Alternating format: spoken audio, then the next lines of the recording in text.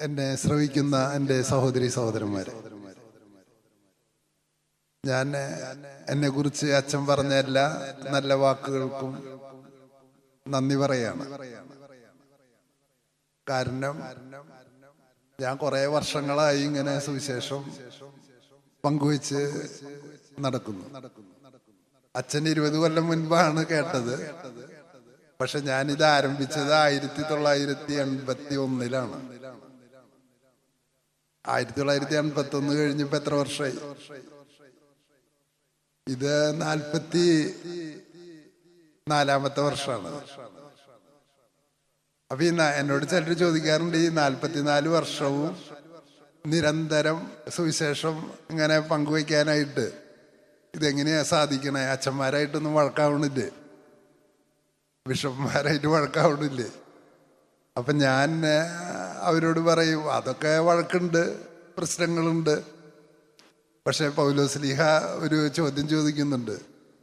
ആ ചോദ്യം ഇതാണ്: കർത്താവായ യേശു ക്രിസ്തുവിൻ്റെ സ്നേഹത്തിൽ നിന്ന് ആർക്ക് നമ്മെ വേർപെടുത്താൻ കഴിയും എന്ന് പറഞ്ഞാൽ, ആ സ്നേഹം എക്സ്പീരിയൻസ് ചെയ്താൽ, ചെറുപ്പത്തിലെ പറയാറ് കേട്ടിട്ടുണ്ട് ഞാൻ, പൂച്ചയെ തെരണ്ടിവാലുകൊണ്ട് തല്ലിയ പോലെയാണെന്ന്. ഈ തെരണ്ടിവാൽ എന്ന് പറഞ്ഞാൽ എന്താ? ഉണക്ക മീനാണ്, മീനിന്റെ വാലാണ് തെരണ്ടിയുടെ വാല്. അതുകൊണ്ട് പൂച്ചയെ തല്ലിയാലും പൂച്ച അതിൻ്റെ പിന്നാലെ പോവുള്ളൂ. അപ്പം അങ്ങനെയാണ് ഞാൻ ഈ സുവിശേഷം പ്രഘോഷിച്ചുകൊണ്ടിരിക്കുന്നത്. ബുദ്ധിമുട്ടുകളുണ്ട്, തടസ്സങ്ങളുണ്ട്, അതിലൂടെ ഞാൻ പഠിക്കുകയാണ്. പിന്നെ എന്നെ കേൾക്കുന്നവർ ദയവ് ചെയ്തിട്ട് എനിക്ക് ചെയ്യേണ്ട ഒരു സഹായമുണ്ട്. എന്താണ് ആ സഹായം? ഈ പ്രസംഗം പറഞ്ഞു കഴിഞ്ഞാൽ ഞാൻ ഇവിടെ നിന്ന് പോയാൽ പിന്നെ ആരും എന്നെ ഫോണിൽ വിളിക്കരുത്. ഇതാണ് എനിക്ക് ചെയ്യേണ്ട സഹായം. കാരണം നിങ്ങൾക്ക് തോന്നും എൻ്റെ പ്രസംഗം കഴിയുമ്പോൾ എന്നോട് സംസാരിച്ചാൽ ഒരു കൗൺസിലിങ്ങിന് നല്ല ആളാണ്, എൻ്റെ പ്രശ്നത്തിന് നല്ല ആളാണെന്നൊക്കെ നിങ്ങൾക്ക് തോന്നും. പക്ഷേ അങ്ങനെയല്ല. അതുകൊണ്ട് എന്നെ വിളിക്കരുത് എന്ന് ഞാൻ ആദ്യം തന്നെ അഭ്യർത്ഥിക്കുകയാണ്. അതാണ് എനിക്ക് നിങ്ങളോടുള്ള ഒരു അഭ്യർത്ഥന. നിങ്ങൾക്ക് കൗൺസിലിങ്ങിനൊക്കെ ഇവിടെ ഇഷ്ടം പോലെ ആളുകളുണ്ട്, സിസ്റ്റേഴ്സുണ്ട്, വൈദികരുണ്ട്, അൽമായരുണ്ട്. അവരെ സമീപിക്കണം. പ്രിയമുള്ളവരെ, എന്നോട് ഇന്ന് സംസാരിക്കാൻ ആവശ്യപ്പെട്ടത് വിശുദ്ധ ഫ്രാൻസിസ് അസീസിയുടെ ജീവിതത്തെക്കുറിച്ചാണ്. പക്ഷേ എനിക്ക് എൻ്റെ പ്രശ്നം എന്താണെന്ന് വെച്ചാൽ, ഫ്രാൻസിസ് അസീസിയുടെ ജീവിതത്തിൽ ഒരു സംഭവം ഞാൻ കണ്ടാൽ പിന്നെ എനിക്ക് അതിനെക്കുറിച്ച് തന്നെ പറയാൻ മണിക്കൂറുകൾ എടുക്കും. അപ്പോൾ ഫ്രാൻസിസ് അസീസിയുടെ ജീവിതത്തിലെ ആകെ 1-2 സംഭവം ഞാൻ നിങ്ങളോട് പറയുള്ളൂ. പക്ഷെ അതിന് തന്നെ സമയമെടുക്കുകയാണ് സംസാരിക്കാനായിട്ട്. ഈ ഫ്രാൻസിസ് അസീസിയുടെ ജീവിതത്തെക്കുറിച്ച് ഈ പുസ്തകം വായിച്ചിട്ടാണോ ഞാൻ പഠിച്ചത്? സിനിമ കണ്ടിട്ടാണോ ഞാൻ പഠിച്ചത്? ഇതൊന്നുമല്ല. ഞാൻ എൻ്റെ വീട്ടിൽ എൻ്റെ അപ്പൻ്റെ ഏറ്റവും തലവേദനയുള്ള മകനായിരുന്നു. ഫ്രാൻസിസ് അസീസി അങ്ങനെ തന്നെയാണെന്നാണ് കേട്ടിട്ടുള്ളത്.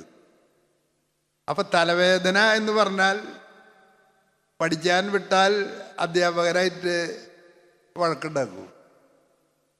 എന്നെ 10ാം ക്ലാസ്സിൽ പഠിക്കുമ്പോൾ തന്നെ ഞാൻ എൻ്റെ എല്ലാ അധ്യാപകരെയും പച്ചത്തെറിയൊക്കെ വിളിച്ചിട്ടുണ്ട്. പക്ഷെ എന്നെ സ്കൂളിൽ നിന്ന് എന്തോ ദൈവാനുഗ്രഹം കൊണ്ട് എന്ത് ചെയ്തില്ല, പുറത്താക്കിയില്ല. മാത്രമല്ല, ഞാൻ ജയിക്കുമ്പോൾ ക്ലാസ്സിൽ 1ാമനായിട്ടാണ് ജയിച്ചത്. അപ്പോൾ അതൊരു വലിയ ചോദ്യമല്ലേ? ഗുരുഭക്തി ഇല്ലാത്ത ആളുകൾ എങ്ങനെയാ ജയിക്കുക? അല്ല, ജയിക്കില്ലല്ലോ. പക്ഷേ ഞാൻ 1ാമനാണ് ആ പരീക്ഷയിൽ ജയിക്കുമ്പോൾ. എൻ്റെ അപ്പൻ എന്നോട് പറഞ്ഞിടാ, മോനെ ഫസ്റ്റ് ക്ലാസ്സൊക്കെ കിട്ടിയിട്ടുണ്ട്, അന്നൊന്നും കിട്ടില്ലേ, പുറത്ത് പറയണ്ട, കാരണം ഇത് പ്രിന്റിങ് മിസ്റ്റേക്ക് ആവാനാണ് സാധ്യത, അതുകൊണ്ട് നീ പുറത്ത് പറയണ്ട എന്ന് പറഞ്ഞു. അങ്ങനെ പുസ്തകം കിട്ടിയിട്ടേ ഞാൻ പറഞ്ഞുള്ളൂ. അങ്ങനെ ഒരു ദിവസം ഞാൻ എൻ്റെ അപ്പനായിട്ട് നല്ല ബന്ധമാണ്, സ്നേഹമാണ്. അപ്പം അപ്പന് ഭയങ്കര സന്തോഷമായി. അപ്പനെ ആകെ വിഷമിച്ചിരിക്കുകയായിരുന്നു. അങ്ങനെ ഇരിക്കുമ്പോഴാണ് എനിക്ക് മാർക്ക്. അങ്ങനെ കുറച്ച് എല്ലാ ദിവസവും ഞങ്ങൾ രാത്രി സംസാരിക്കും. അപ്പൻ പട്ടാളത്തിൽ പോയ കഥ പറയും. അങ്ങനെ BA പഠിക്കുമ്പോൾ ഒരു ദിവസം എനിക്ക് ദേഷ്യം വന്നു. അപ്പനെ ഒരു 10 തെറിയ പറഞ്ഞു. നിങ്ങളൊക്കെ നല്ല ആൾക്കാരുണ്ട്, അപ്പനോട് സ്നേഹമുള്ള ആൾക്കാരുണ്ട്. എനിക്കൊന്നും അത്ര സ്നേഹമില്ല. ഒരു 10 പച്ചത്തെറിയ പറഞ്ഞു അപ്പനെ. വേണ്ടി വന്ന അപ്പനെ തട്ടിക്കളയുന്നു പറഞ്ഞു. നിങ്ങൾക്ക് അങ്ങനെ പറയാറുണ്ട്? അതുകൾ ഉള്ളിലെ ഉണ്ടെങ്കിലും പറയാറില്ല അതല്ലേ? ഉള്ളിൽ തോന്നാറുണ്ടോ? അതെന്നോടും പറയണ്ട, അങ്ങോട്ട് നോക്കേണ്ടത് നിങ്ങൾ ആരുടെ മുഖത്തേക്ക്. അപ്പം ഞാൻ അപ്പനോട് പറഞ്ഞു. പിറ്റേ ദിവസം കാലത്ത് എണീറ്റപ്പോൾ അപ്പൻ എന്നോട് പറഞ്ഞു, നിനക്ക് അപ്പൻ്റെ ആവശ്യമില്ലല്ലോ. ഇല്ല. അതുകൊണ്ട് നിനക്ക് സ്വന്തമായിട്ടുള്ളതെല്ലാം നീ എടുത്ത് നീ വീട്ടിൽ നിന്ന് പൊക്കോളാൻ പറഞ്ഞു. നിനക്ക് സ്വന്തമായിട്ടുള്ളതെല്ലാം എടുത്ത് നീ വീട്ടിൽ നിന്ന് പൊക്കോ, കാരണം നിനക്ക് അപ്പനായിട്ട് യാതൊരു ബന്ധമില്ല എന്ന് പറഞ്ഞു. ഈ നാളെ നിന്നെ കാണരുത്, 24 മണിക്കൂറുള്ള സമയം കേട്ടാ, നിനക്ക് സ്വന്തമായിട്ടുള്ളതൊക്കെ എടുത്തോളാൻ പറഞ്ഞു. അപ്പം ഞാൻ സാധനങ്ങൾ ഒതുക്കാൻ തുടങ്ങി ബാഗിലേക്ക്. അപ്പം ഞാൻ പ്രത്യേക കാര്യം അപ്പം പറഞ്ഞിട്ടുണ്ട്, ഏതെടുക്കാൻ പാടുള്ളൂന്ന്. ഏതെടുക്കാൻ പാടുള്ളൂന്ന്? സ്വന്തമായിട്ടുള്ളത്. അപ്പം ആദ്യം നമുക്ക് അണ്ടർവെയർ വേണ്ട, ജെട്ടിയും പെനിയനും വേണ്ട. അത് നോക്കിയപ്പോൾ അപ്പം മേടിച്ചു തന്നാണ്. കള്ളിമുണ്ട് നോക്കിയപ്പോൾ അപ്പം മേടിച്ചു തന്നാണ്. ഷർട്ട് നോക്കിയപ്പോൾ അപ്പം മേടിച്ചു തന്നാണ്. പാൻറ് നോക്കിയപ്പോൾ അപ്പം മേടിച്ചു തന്നാണ്. ആ പാക്ക് ചെയ്യണ ബാഗ് നോക്കിയപ്പോൾ അപ്പം മേടിച്ചു തന്നാണ്. പുസ്തകം നോക്കിയപ്പോൾ അപ്പം മേടിച്ചു തന്നാണ്.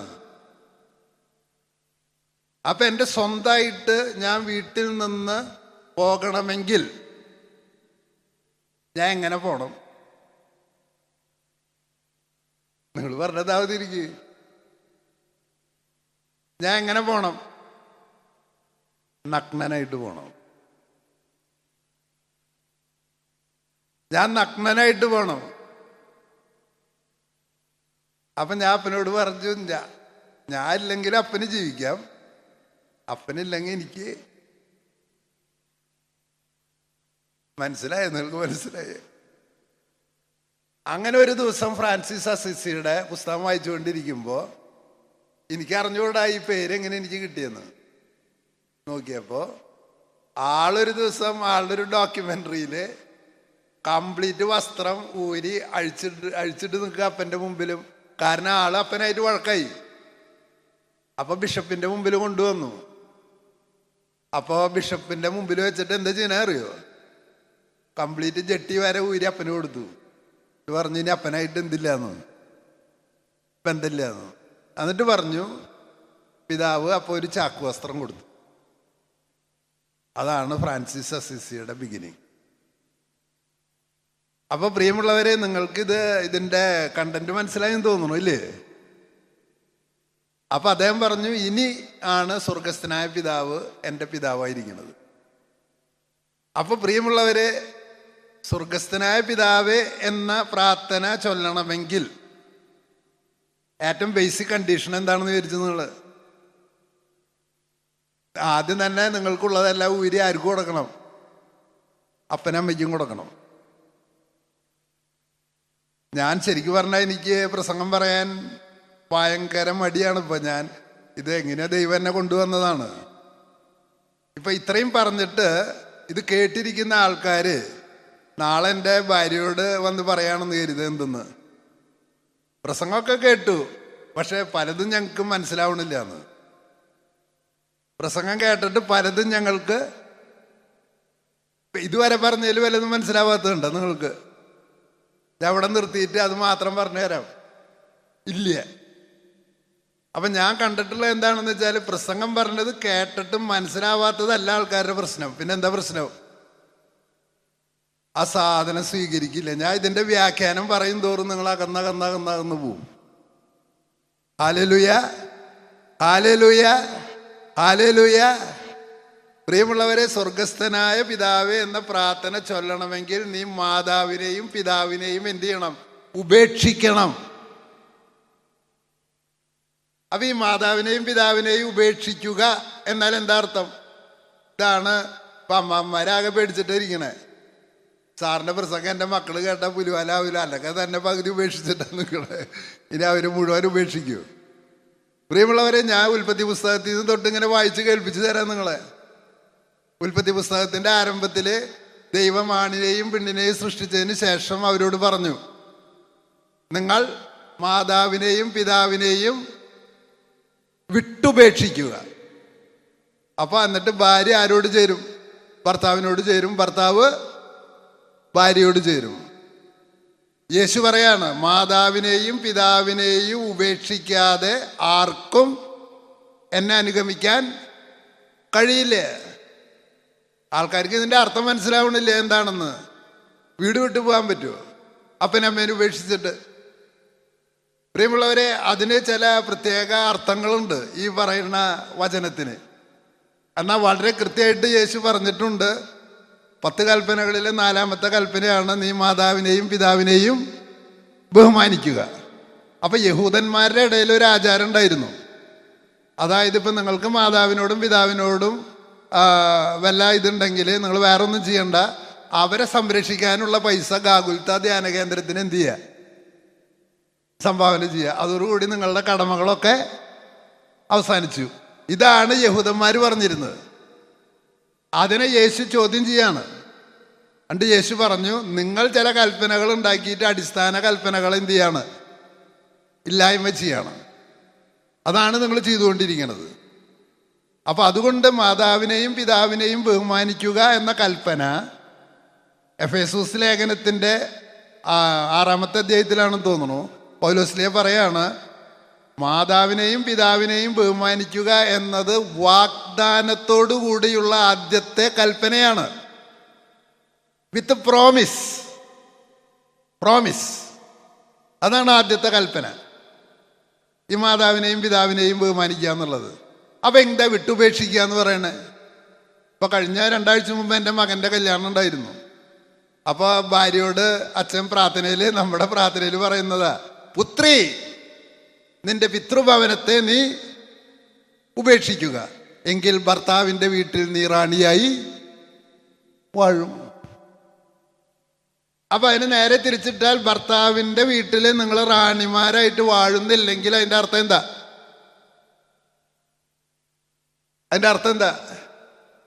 പിതൃഭവനത്തെ നിങ്ങൾ ഉപേക്ഷിച്ചിട്ടില്ല. Hallelujah, hallelujah. പ്രിയമുള്ളവരെ, പിതൃഭവനത്തെ എങ്ങനെ ഉപേക്ഷിക്കുക? പിതൃഭവനത്തെ ഒറ്റ കാര്യം ഞാൻ പറയുന്നുള്ളൂ കേട്ടാ.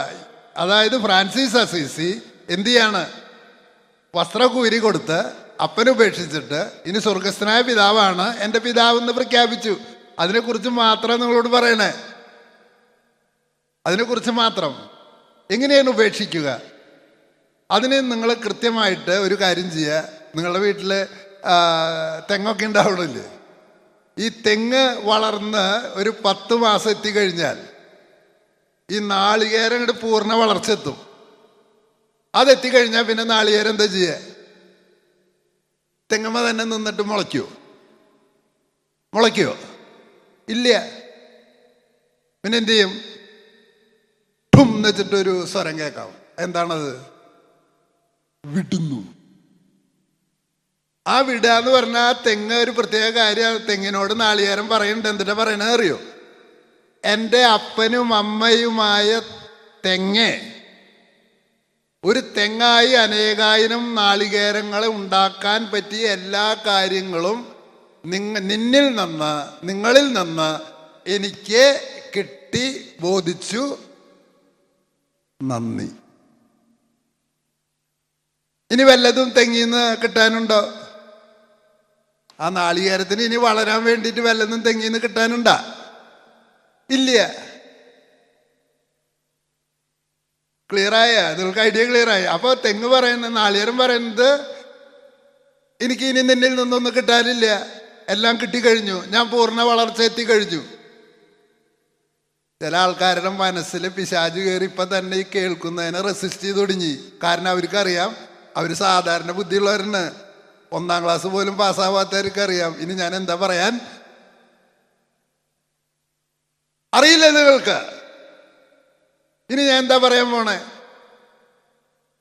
ഹല്ലേലൂയ, ഹല്ലേലൂയ, ഹല്ലേലൂയ. കൊച്ചുകുട്ടിക്ക് അറിയാം ഇനി എന്താ പറയാൻ പോണേന്ന്. എന്താ പറയാൻ പോണത്? നിങ്ങൾ പറഞ്ഞാൽ മതി. നമ്മൾ നമ്മുടെ അപ്പനോടും അമ്മോടും പറയണം എന്തെന്ന്? അപ്പ അമ്മ ഒരു മനുഷ്യനായി, ഒരു കുടുംബമായി മക്കളുണ്ടാക്കിയിട്ട് പൂർണ്ണ വളർച്ച എത്താൻ വേണ്ട എല്ലാ കാര്യങ്ങളും ഒന്നും ബാക്കിയില്ലാതെ നിങ്ങളിൽ നിന്ന് കിട്ടി, ബോധിച്ചു, നന്ദി, ഒപ്പ്. Praise the Lord. പറയാൻ ധൈര്യമുണ്ടോ നിങ്ങൾക്ക്? അന്ന് നിങ്ങൾ സ്വർഗസ്ഥനായ പിതാവിൻ്റെ മക്കളാകും. പ്രിയമുള്ളവരെ, ഭൂരിഭാഗം പേരും മണ്ടരി ബാധിച്ച തെങ്ങിലെ നാളികേരം പോലെ. മണ്ടരി ബാധിച്ച് എന്താ ഉണ്ടാവുക? നാളികേരത്തിന് നാളികേരം ചെറുതാവും, പിന്നെ എന്ത് ചെയ്യും? ഉണങ്ങി ഏതുമേ കെട്ടിപ്പിടിച്ചിരിക്കും. തണ്ടത്തെങ്ങും എങ്ങനെ ഇരിക്കും? വെട്ടുകത്തി കൊണ്ട് വെട്ടിയിട്ട് അതിൻ്റെ മടലും ഇങ്ങോട്ട് ഉരിയെടുക്കും. എൻ്റെ അമ്മോ, ഭാര്യയോട് ഞാൻ പറഞ്ഞിട്ടുണ്ട്, നീ വേറെ എന്ത് പണിയും പറഞ്ഞോ, എന്ത് പൊളിക്കാൻ പറയരുത്. മണ്ടരി ബാധിച്ച തേങ്ങ പൊളിക്കാൻ പറയരുത്, അത് നീ കളഞ്ഞോ. അത് മണ്ടരി ബാധിച്ച നാളികേരം, അപ്പനോട് ഒട്ടി നിൽക്കുന്ന, അമ്മയോട് ഒട്ടി നിൽക്കുന്ന നാളികേരം നീ കളഞ്ഞോ. അത് ഉപേക്ഷിക്കാനുള്ളതാണ്. അതിന് വളരാൻ പറ്റില്ല, അത് ഉപയോഗിക്കാനും പറ്റില്ല, ആർക്കും അത് ഗുണം ഉണ്ടാവില്ല. എങ്ങനെയാണ് ഈ മണ്ടരി ബാധിക്കുക? കാണിച്ചു തരാം. പ്രിയമുള്ളവരെ, അതായത് വിശുദ്ധ ഗ്രന്ഥത്തിലെ 10 കൽപ്പനകൾ. ഞാൻ ഈ ചരിത്രമൊക്കെ പഠിക്കുമ്പോൾ ഞാൻ കണ്ടിട്ടുണ്ട്, ഈ മോസസ് എഴുതിയ കൽപ്പനകൾ അതിന് മുമ്പ് എഴുതിയിട്ടുണ്ട്. പക്ഷെ ആ മോസസ് എഴുതിയ കൽപ്പനകൾക്ക് ദൈവികത ഉണ്ടെന്ന് പറയാനായിട്ടുള്ള കാരണം, അതിൻ്റെ ഇടയിൽ എന്താണെന്ന് വെച്ചാൽ, ആദ്യത്തെ 3 കൽപ്പന ആരെക്കുറിച്ചാ? 1, നിന്റെ ദൈവമായ കർത്താവിനെ ആരാധിക്കുക. 2, നീ കർത്താവിൻ്റെ നാമം വൃഥ, നാട്ടുകാരെ പറ്റിക്കാൻ വേണ്ടി ദൈവത്തിൻ്റെ ആളാണെന്ന് നീ പറയരുത്. അതിൻ്റെ അർത്ഥം മനസ്സിലായോ നിങ്ങൾക്ക്? നാട്ടുകാരെ പറ്റിക്കാൻ ദൈവത്തിൻ്റെ നാമം നീ ഉപയോഗിച്ചാൽ അതോടുകൂടി നിന്റെ പണി കഴിയും. വ്യാജ സുവിശേഷകനാണെങ്കിൽ നീ തലയും കുത്തി വീഴും. 3, കർത്താവിൻ്റെ ദിനം ആചരിക്കുക. 4, മാതാവിനെയും പിതാവിനെയും ബാക്കിയുള്ള കൽപ്പനകളൊക്കെ. 5, കൊല്ലരുത്, വ്യഭിചാരം ചെയ്യരുത്, മോഷ്ടിക്കരുത്, കള്ളസാക്ഷ്യം പറയരുത്. അതൊക്കെ സാമൂഹിക ജീവിതത്തെക്കുറിച്ചുള്ളത്. ആദ്യത്തെ ഭാഗം ദൈവത്തെക്കുറിച്ചുള്ളത്. അപ്പൊ ദൈവവുമായിട്ടുള്ള ബന്ധവും സാമൂഹിക ജീവിതവുമായിട്ടുള്ള നിങ്ങളുടെ ജീവിതവും തമ്മിൽ ബന്ധിപ്പിക്കുന്ന ഏറ്റവും വലിയ പാലമാണ് ഈ മാതാവും പിതാവും. അവരെ പൂർണ്ണമായിട്ട് ഉപേക്ഷിക്കാത്തതിൻ്റെ പ്രശ്നങ്ങൾ എന്താണ്? നമുക്ക് ഓരോന്ന് പരിശോധിച്ചു വരാം.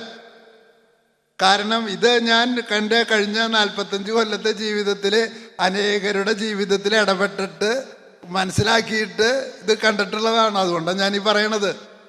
അതാണ് പറയുന്നത്. ഇത്തരം സംഭവങ്ങൾ ഇനി ഞാൻ പറയാൻ തുടങ്ങിയാൽ നിങ്ങളുടൻ തന്നെ പറയും എനിക്ക് കൗൺസിലിംഗ് വേണമെന്ന്. അതിനിഷ്ടം പോലെ ആൾക്കാർ ഇവിടെ ഉണ്ട്. ഹല്ലേലൂയ, ഹല്ലേലൂയ, ഹല്ലേലൂയ. എൻ്റെ ഒരു സുഹൃത്തുണ്ടായിരുന്നു. അവൻ്റെ അപ്പനും അമ്മയും അവനെയും അവൻ്റെ പെങ്ങളെയും അവൻ വ്യഭിചാരത്തിലുണ്ടായതാണ്. അവനെ വടക്കുനാഥൻ ക്ഷേത്രത്തിൻ്റെ മുമ്പിൽ ജനിച്ച വഴിക്ക് അമ്മ അവനെയും പെങ്ങളെയും ഉപേക്ഷിച്ചിട്ട് പോയി. അപ്പൊ അവന് ആരാണ് അപ്പൻ ആരാണ് അമ്മ എന്ന് അറിയില്ല. നിങ്ങൾക്ക് മനസ്സിലായില്ല? അവന് ആരാണ് അപ്പൻ ആരാണ് അമ്മ എന്ന് അറിയില്ല. അവനെ ഇഗ്നേഷ്യസ് ചാലിശ്ശേരി അച്ഛൻ എടുത്ത് വളർത്തി. ഇവിടെ അച്ഛന് സൗകര്യങ്ങളുണ്ടായിരുന്നു. അച്ഛൻ എൻ്റെ പള്ളിയിലെ വികാരി അച്ഛനായിരുന്നു. അച്ഛനിൽ നിന്നാണ് ഈ കഥ ഞാൻ അറിയുന്നത്, ഇവനെക്കുറിച്ച്. അങ്ങനെ ഇഗ്നേഷ്യസ് ചാലിശ്ശേരി എടുത്ത് വളർത്തി. അവൻ നമ്മുടെ സഭയുടെ തണലിൽ അവൻ അപ്പനമ്മയായിട്ട് മാറി. എന്നോട് ചോദിക്കാറുണ്ട്, മാഷ് കാണുന്നവരെ മുഴുവൻ അപ്പാന്ന് വിളിക്കുന്ന ആളാണല്ലോ. എൻ്റെ അപ്പനെ മാത്രമല്ല ഞാൻ അപ്പാന്ന് വിളിക്കുക, പിന്നെ ആരൊക്കെ വിളിക്കും? അച്ഛനെ ഞാൻ അപ്പാന്ന് വിളിക്കുന്നുണ്ട്, ഡിയർ ഫാദർ എന്നാണ് ഞാൻ അഭിസംബോധന ചെയ്യണേ. ബിഷപ്പിനെ ഞാൻ എന്തെന്നാ വിളിക്കണേ? പിതാവെന്നാ വിളിക്കണേ. ഞാൻ മാർപ്പാപ്പേനെ ഞാൻ എന്തെന്നാ വിളിക്കണേ? പരിശുദ്ധ. നിങ്ങളെപ്പോലെ കാണുന്നവരെ മുഴുവൻ അപ്പാന്ന് വിളിക്കാറില്ല എന്ന് ഒരാൾ പറയുന്നോട്. ഞാൾക്കും മറുപടി കൊടുത്തില്ല. മറുപടി കൊടുത്താൽ പറഞ്ഞാൽ മനസ്സിലാവില്ല. കാരണം ഈ ചാലിശ്ശേരിച്ചനെ പോലുള്ള അച്ഛന്മാര് ഇതുപോലെയുള്ള കുട്ടികളുടെ ആരായി മാറിയതാണ്, അപ്പന്മാരായിട്ട് മാറിയിട്ടുള്ളത് എനിക്കറിയാമെന്ന്. അങ്ങനെ ഒരു സ്ഥാപനം ഉണ്ടാക്കിയത് കുണ്ടുകുളം പിതാവാണെന്ന്. അപ്പോൾ അപ്പോൾ അവരൊക്കെ അപ്പന്മാരായിട്ട് മാറും. ഞാനൊരു അപ്പനായിട്ട് മാറുന്നത് എങ്ങനെയാണ്? എൻ്റെ പേരക്കുട്ടികളാണ് എന്നെ അപ്പാപ്പനാക്കണത്. അപ്പാപ്പ അപ്പാപ്പ അപ്പാപ്പ അപ്പാപ്പ അപ്പാപ്പ അപ്പാപ്പ അപ്പാപ്പ അപ്പാപ്പ അല്ലേ? എന്താ അവരെന്നെ അപ്പാപ്പ അത് വിളിക്കണേ? ഞാൻ സമ്പാദിച്ച കാശൊക്കെ എൻ്റെ മക്കൾക്ക് കൊടുക്കുകയാണ്. ബാക്കി വല്ലതുണ്ടോ എന്ന് നോക്കുമ്പോൾ ഒന്നുമില്ലേ. Praise the Lord. ആരും ഒന്നും കൊണ്ടുവന്ന് തരണ്ട കേട്ടാ, എനിക്ക് ആവശ്യമുള്ളത് ദൈവം തരുന്നുണ്ട്. അപ്പൊ അപ്പൻ എന്ന് പറഞ്ഞാൽ എന്താ? മക്കൾക്ക് വേണ്ടി എല്ലാം ത്യജിക്കുന്ന ആളാണെന്നാണ്. അപ്പൊ ഇവനെ വളർത്തി ഇവനെ ഒരു ചെറിയ സ്ഥലത്ത് ചെറിയ വരുമാനത്തിന് ജോലിക്ക് കൊടുത്തു, ഒരു കല്യാണം കഴിച്ചു കൊടുത്തു അച്ഛൻ. ആ കല്യാണം കഴിച്ചു കൊടുത്തിട്ട് അവസാനം അവന് കുട്ടീൻ്റെ ആവണില്ലേ? അവന് കുട്ടീൻ്റെ ആവണില്ലേ? അപ്പൊ അവൻ എങ്ങനെ ഒരു ദിവസം സഭയുടെ ഒരു സ്ഥാപനത്തിലാണ് അവൻ, എവിടെയാണെന്ന് പറയണില്ലേ. അവൻ്റെ അടുത്ത് വന്നിട്ട് പറഞ്ഞു, സാറേ എനിക്ക് വേണ്ടി ഒന്ന് പ്രാർത്ഥിച്ചോളോ, കല്യാണം കഴിച്ചിട്ട് എനിക്ക് കുട്ടികളുണ്ടാവണില്ല എന്ന് പറഞ്ഞു.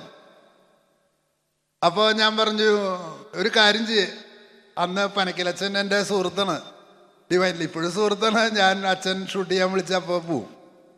ഞാൻ അച്ഛനെ വിളിച്ച് പറഞ്ഞു, ഇങ്ങനെ ഒരാളെ വിടുന്നുണ്ട്, അവന് ഒരാഴ്ച ധ്യാനം കൂടാനുള്ളൊരു അവസരം ഉണ്ടാക്കി കൊടുത്തോളാം എന്ന് പറഞ്ഞു. പറഞ്ഞാൽ മതി. അപ്പോൾ അവിടെ അവനുള്ള സൗകര്യം ചെയ്തു കൊടുത്തു.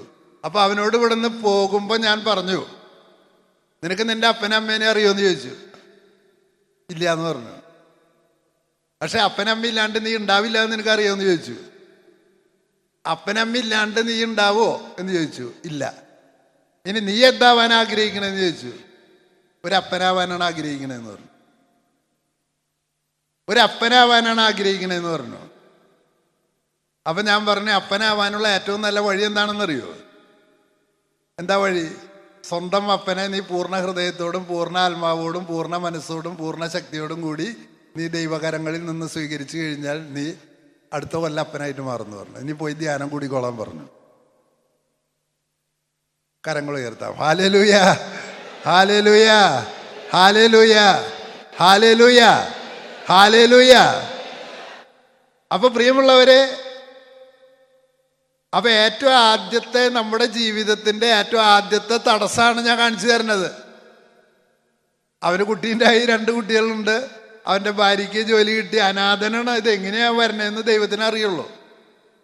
അപ്പൊ ഒരു കാര്യം ചെയ്യുക, ദൈവാനുഗ്രഹം നമ്മിലേക്ക് ഒഴുകി വരാനായിട്ട് നമ്മുടെ കേന്ദ്രത്തിൽ നിർത്തിയിട്ടുള്ള 2 വ്യക്തികളാണ് ആര്? അപ്പനും. അവരെ ഒന്നിനും കൊള്ളാത്തവരാ. അവര് കള്ളു കുടിക്കും, അവരെ പെണ്ണ് പിടിക്കും, അവരപ്പാപ്പൻ തന്ന സമ്പത്ത് മുഴുവൻ നശിപ്പിച്ച് കളയും. അത് നോക്കാൻ നമ്മളാരെ ഏൽപ്പിച്ചിട്ടില്ലേ? Hallelujah, hallelujah. നിങ്ങളുടെ അപ്പനെ നിങ്ങളുടെ അപ്പനെ അമ്മയെ നിങ്ങൾക്ക് തന്നിട്ടുള്ളത് ആരാണ്? ദൈവമാണ്. നിങ്ങൾ ചൂസ് ചെയ്തതാണോ? അങ്ങനെ ഒരു സാധനം തരുന്നുണ്ടെങ്കിൽ കൃത്യമായിട്ട് അദ്ദേഹത്തിന് അറിയാം നമ്മുടെ നിത്യജീവന് ആവശ്യമുള്ള സകല സാധനങ്ങളും ആ സാഹചര്യത്തെ അംഗീകരിച്ചെടുത്താൽ നമ്മുടെ ജീവിതത്തിൽ കടന്നു വരുമെന്ന് ദൈവത്തിന് വളരെ കൃത്യമായിട്ടുള്ള പദ്ധതി ഉള്ളത് കൊണ്ടാണ് ദൈവാപ്പനമ്മയെ നമ്മളെ ജനിപ്പിക്കുന്നത്. എൻ്റെ അപ്പനമ്മയ്ക്ക് 1000കണക്കിന് 10000കണക്കിന് കുറവുകളുണ്ട്. പക്ഷെ പ്രിയമുള്ളവരെ, ഇന്ന് ഞാൻ പല സെമിനാരികളിലും വർഷങ്ങളായിട്ട് തത്വശാസ്ത്രവും ദൈവശാസ്ത്രവും പഠിപ്പിക്കുന്ന അധ്യാപകനാണ്. ആ അറിവിൻ്റെ കേന്ദ്രം മുഴുവനും 7ാം ക്ലാസ് പാസ്സായ കോഞ്ഞാട്ടയായ എൻ്റെ അപ്പനിൽ നിന്നാണ്. അതെങ്ങനെ വളരുന്നത്? ചെറിയ ചെറിയ ചെറിയ കാര്യങ്ങളാണ്. അമേരിക്കയും ഇസ്രായേലും പാലസ്തീനും തമ്മിലുള്ള യുദ്ധത്തെക്കുറിച്ചുള്ള എൻ്റെ എപ്പിസോഡ് പോലും എൻ്റെ അപ്പൻ എനിക്ക് തന്നിട്ടുള്ള ഇൻഫർമേഷനിൽ നിന്നാണ്. ആൾക്ക് 100 കൂട്ടം പ്രശ്നങ്ങളുണ്ട്. പക്ഷെ വചനത്തിലൂടെ, വൈദികരിലൂടെ, വ്യാഖ്യാനങ്ങളിലൂടെ ഞാൻ മനസ്സിലാക്കിയെടുത്തു, ദൈവവുമായിട്ട് ബന്ധം സ്ഥാപിക്കാനായിട്ട് നമ്മൾ ചെയ്യേണ്ടത് മാതാവും പിതാവുമായിട്ടുള്ള ബന്ധം ഏറ്റവും അടിസ്ഥാനപരമായി നമ്മൾ ക്ലിയർ ചെയ്ത് കഴിഞ്ഞാൽ പിന്നെ അടുത്ത് വരുന്ന പ്രശ്നങ്ങളൊക്കെ നമുക്ക് ഓരോന്നായി പരിശോധിച്ചിട്ട് എങ്ങനെ വികസിക്കണമെന്ന് നോക്കാം. ഇപ്പം ഞാൻ സത്യസന്ധമായിട്ട് നിങ്ങളോടൊരു ചോദ്യം ചോദിക്കട്ടെ. ഞാൻ വേറൊരു സംഭവം പറയാം. ആ സംഭവം ഇതാണ്. എൻ്റെ ഒരു കൂട്ടുകാരൻ, അവന് കോടാനുകോടി രൂപ സ്വത്തുണ്ട്. അവൻ്റെ അപ്പൻ സാധാ ഒരു തൊഴിലാളിയായിരുന്നു, സാധാ തൊഴിലാളി. ആ തൊഴിൽ പറഞ്ഞാൽ നിങ്ങൾ ഐഡന്റിഫൈ ചെയ്യും, ആണ് പറയാത്തത്. ആ തൊഴിലാളിയുടെ 8 മക്കള്, ആ 8 മക്കളില് നന്നായി ആത്മാർത്ഥതയുള്ള അപ്പൻ, അമ്മ വീട്ടിൽ പൈസയുണ്ട്, അപ്പൻ വീട്ടിൽ എന്തില്ല, പൈസയില്ല. അപ്പം അമ്മ വീട്ടിൽ പൈസ ഉണ്ടായിട്ട് അമ്മാമ്മയുടെ അടുത്ത് ചില മക്കൾ പഠിക്കാൻ പോകുമ്പോൾ അമ്മാമ്മയും അപ്പാപ്പൻ എന്തെന്ന് പറയും, മനസ്സിലായില്ലേ? ഇപ്പം എൻ്റെ വീട്ടിൽ എൻ്റെ മോളുടെ കൊച്ചുങ്ങൾ വന്ന് പഠിക്കുകയാണെന്ന് കരുതുക. മനസ്സിലായില്ല നിങ്ങൾക്ക്? എൻ്റെ വീട്ടിൽ എൻ്റെ മോളുടെ കൊച്ചുങ്ങൾ വന്ന് പഠിക്കുകയാണ്, മോൻ്റെ അല്ല.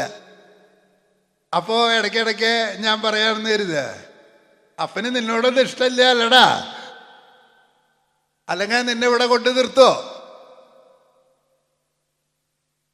മനസ്സിലായില്ല നിങ്ങൾക്ക് ഈ ചോദിക്കണ ചോദ്യം?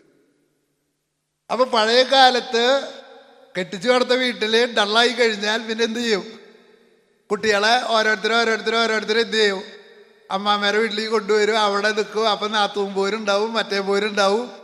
അതൊക്കെ അനുഭവിച്ചിട്ട് വരുമ്പോൾ ഇടയ്ക്ക് അമ്മാമ്മ കൊത്തും ചെയ്യും, എന്തെന്ന് നിന്റെ അപ്പനോട് കൊണ്ടുപോകാൻ പറയണേ എന്നൊക്കെ പറയും ചെയ്യും. അപ്പം നമുക്ക് അമ്മാമ്മോടും ദേഷ്യം വരും, പിന്നെ ആരോടും ദേഷ്യം വരും. അങ്ങനെ 8 മക്കളിലും മൂത്ത ആള് 18 വയസ്സ് കഴിഞ്ഞപ്പോൾ ആള് ഗൾഫിൽ പോയി, രണ്ടാമത്തെ ആള് പോയി, മൂന്നാമത്തെ ആള് പോയി, നാലാമത്തെ ആള് പോയി, പെങ്ങന്മാര് പോയി, സകല ആൾക്കാരും കോടീശ്വരന്മാരായി. എൻ്റെ കൂട്ടുകാരൻ ഇപ്പോൾ ഞാൻ മോൻ്റെ കല്യാണത്തിന് ഒരു 5 ലക്ഷം വേണം, നീ കൊണ്ടുപോക്കോ എന്ന് തരാൻ കപ്പാസിറ്റി ഉള്ള ആളിന്. അങ്ങനെ പക്ഷേ എന്തുണ്ടായി? അപ്പൻ 54 സെന്റ് സ്ഥലമുണ്ട്. ഈ കുറുമാല് ഭാഗത്തൊക്കെ 54 സെന്റ് സ്ഥലം ഉണ്ടായിട്ട് എന്താ കാര്യം? ഇപ്പൊ വില കൂടി. പണ്ട് വേലൂര്, കുറുമാല്, അല്ലെങ്കിൽ അങ്ങനെ ഈ ഗ്രാമപ്രദേശത്ത് ഒരു 54 സെന്റ് ഉണ്ട്. ഈ മൂത്ത ചേട്ടനാണ് കംപ്ലീറ്റ് ഗൾഫിൽ പോയിട്ട് ബാക്കിയുള്ളവരെ പഠിപ്പിക്കാനും അപ്പൻ്റെ വീട് പണിയാനും എല്ലാത്തിനും കാശ് കൊടുത്തത്. ഈ അപ്പൻ അവസാനം എന്ത് ചെയ്തെന്നറിയോ? സ്വത്ത് പങ്കുവെച്ചപ്പോ 1 സെന്റ് പോലും മൂത്ത മോൻ എന്ത് ചെയ്തില്ല, എഴുതി കൊടുത്തില്ലേ? എന്താ എഴുതി കൊടുക്കാഞ്ഞ്? എനിക്ക് വിശകലനം ചെയ്യാറിയില്ലേ? അപ്പൊ താഴെയുള്ള മോനാണ് എൻ്റെ ഗഡി. അവൻ പറഞ്ഞേ, ഞാൻ മാസ്റ്റർ ക്ലാസ് സ്ഥിരം കേൾക്കണ ആളാണ്. എൻ്റെ ചേട്ടൻ ആ സ്വത്ത് ഭാഗം വെച്ച പിന്നെ അപ്പനോടും മിണ്ടിയിട്ടില്ല. ആ ചേട്ടൻ പറയാണ്, എനിക്ക് സ്വർഗത്തിൽ പോണ്ട. എന്താ കാരണം? അപ്പൻ അവിടെ ഉണ്ടെങ്കിൽ ഞാൻ സ്വർഗത്തെ പോയി ഇഷ്ടപ്പെടുന്നില്ല എന്ന്. ഹല്ലേലൂയ, ഹല്ലേലൂയ. അപ്പൊ ഈ അനിയൻ പറഞ്ഞു, ചേട്ടാ എനിക്ക് എഴുതി തന്ന 14 സെന്റ് സ്ഥലം ചില്ലി കാശ് വേണ്ട, ഞാൻ ചേട്ടനെ എഴുതി തരാം. കാരണം ഇവന് ആത്മീയമായിട്ട് എവിടേക്കാ ചേട്ടൻ പോണേന്നറിയാം.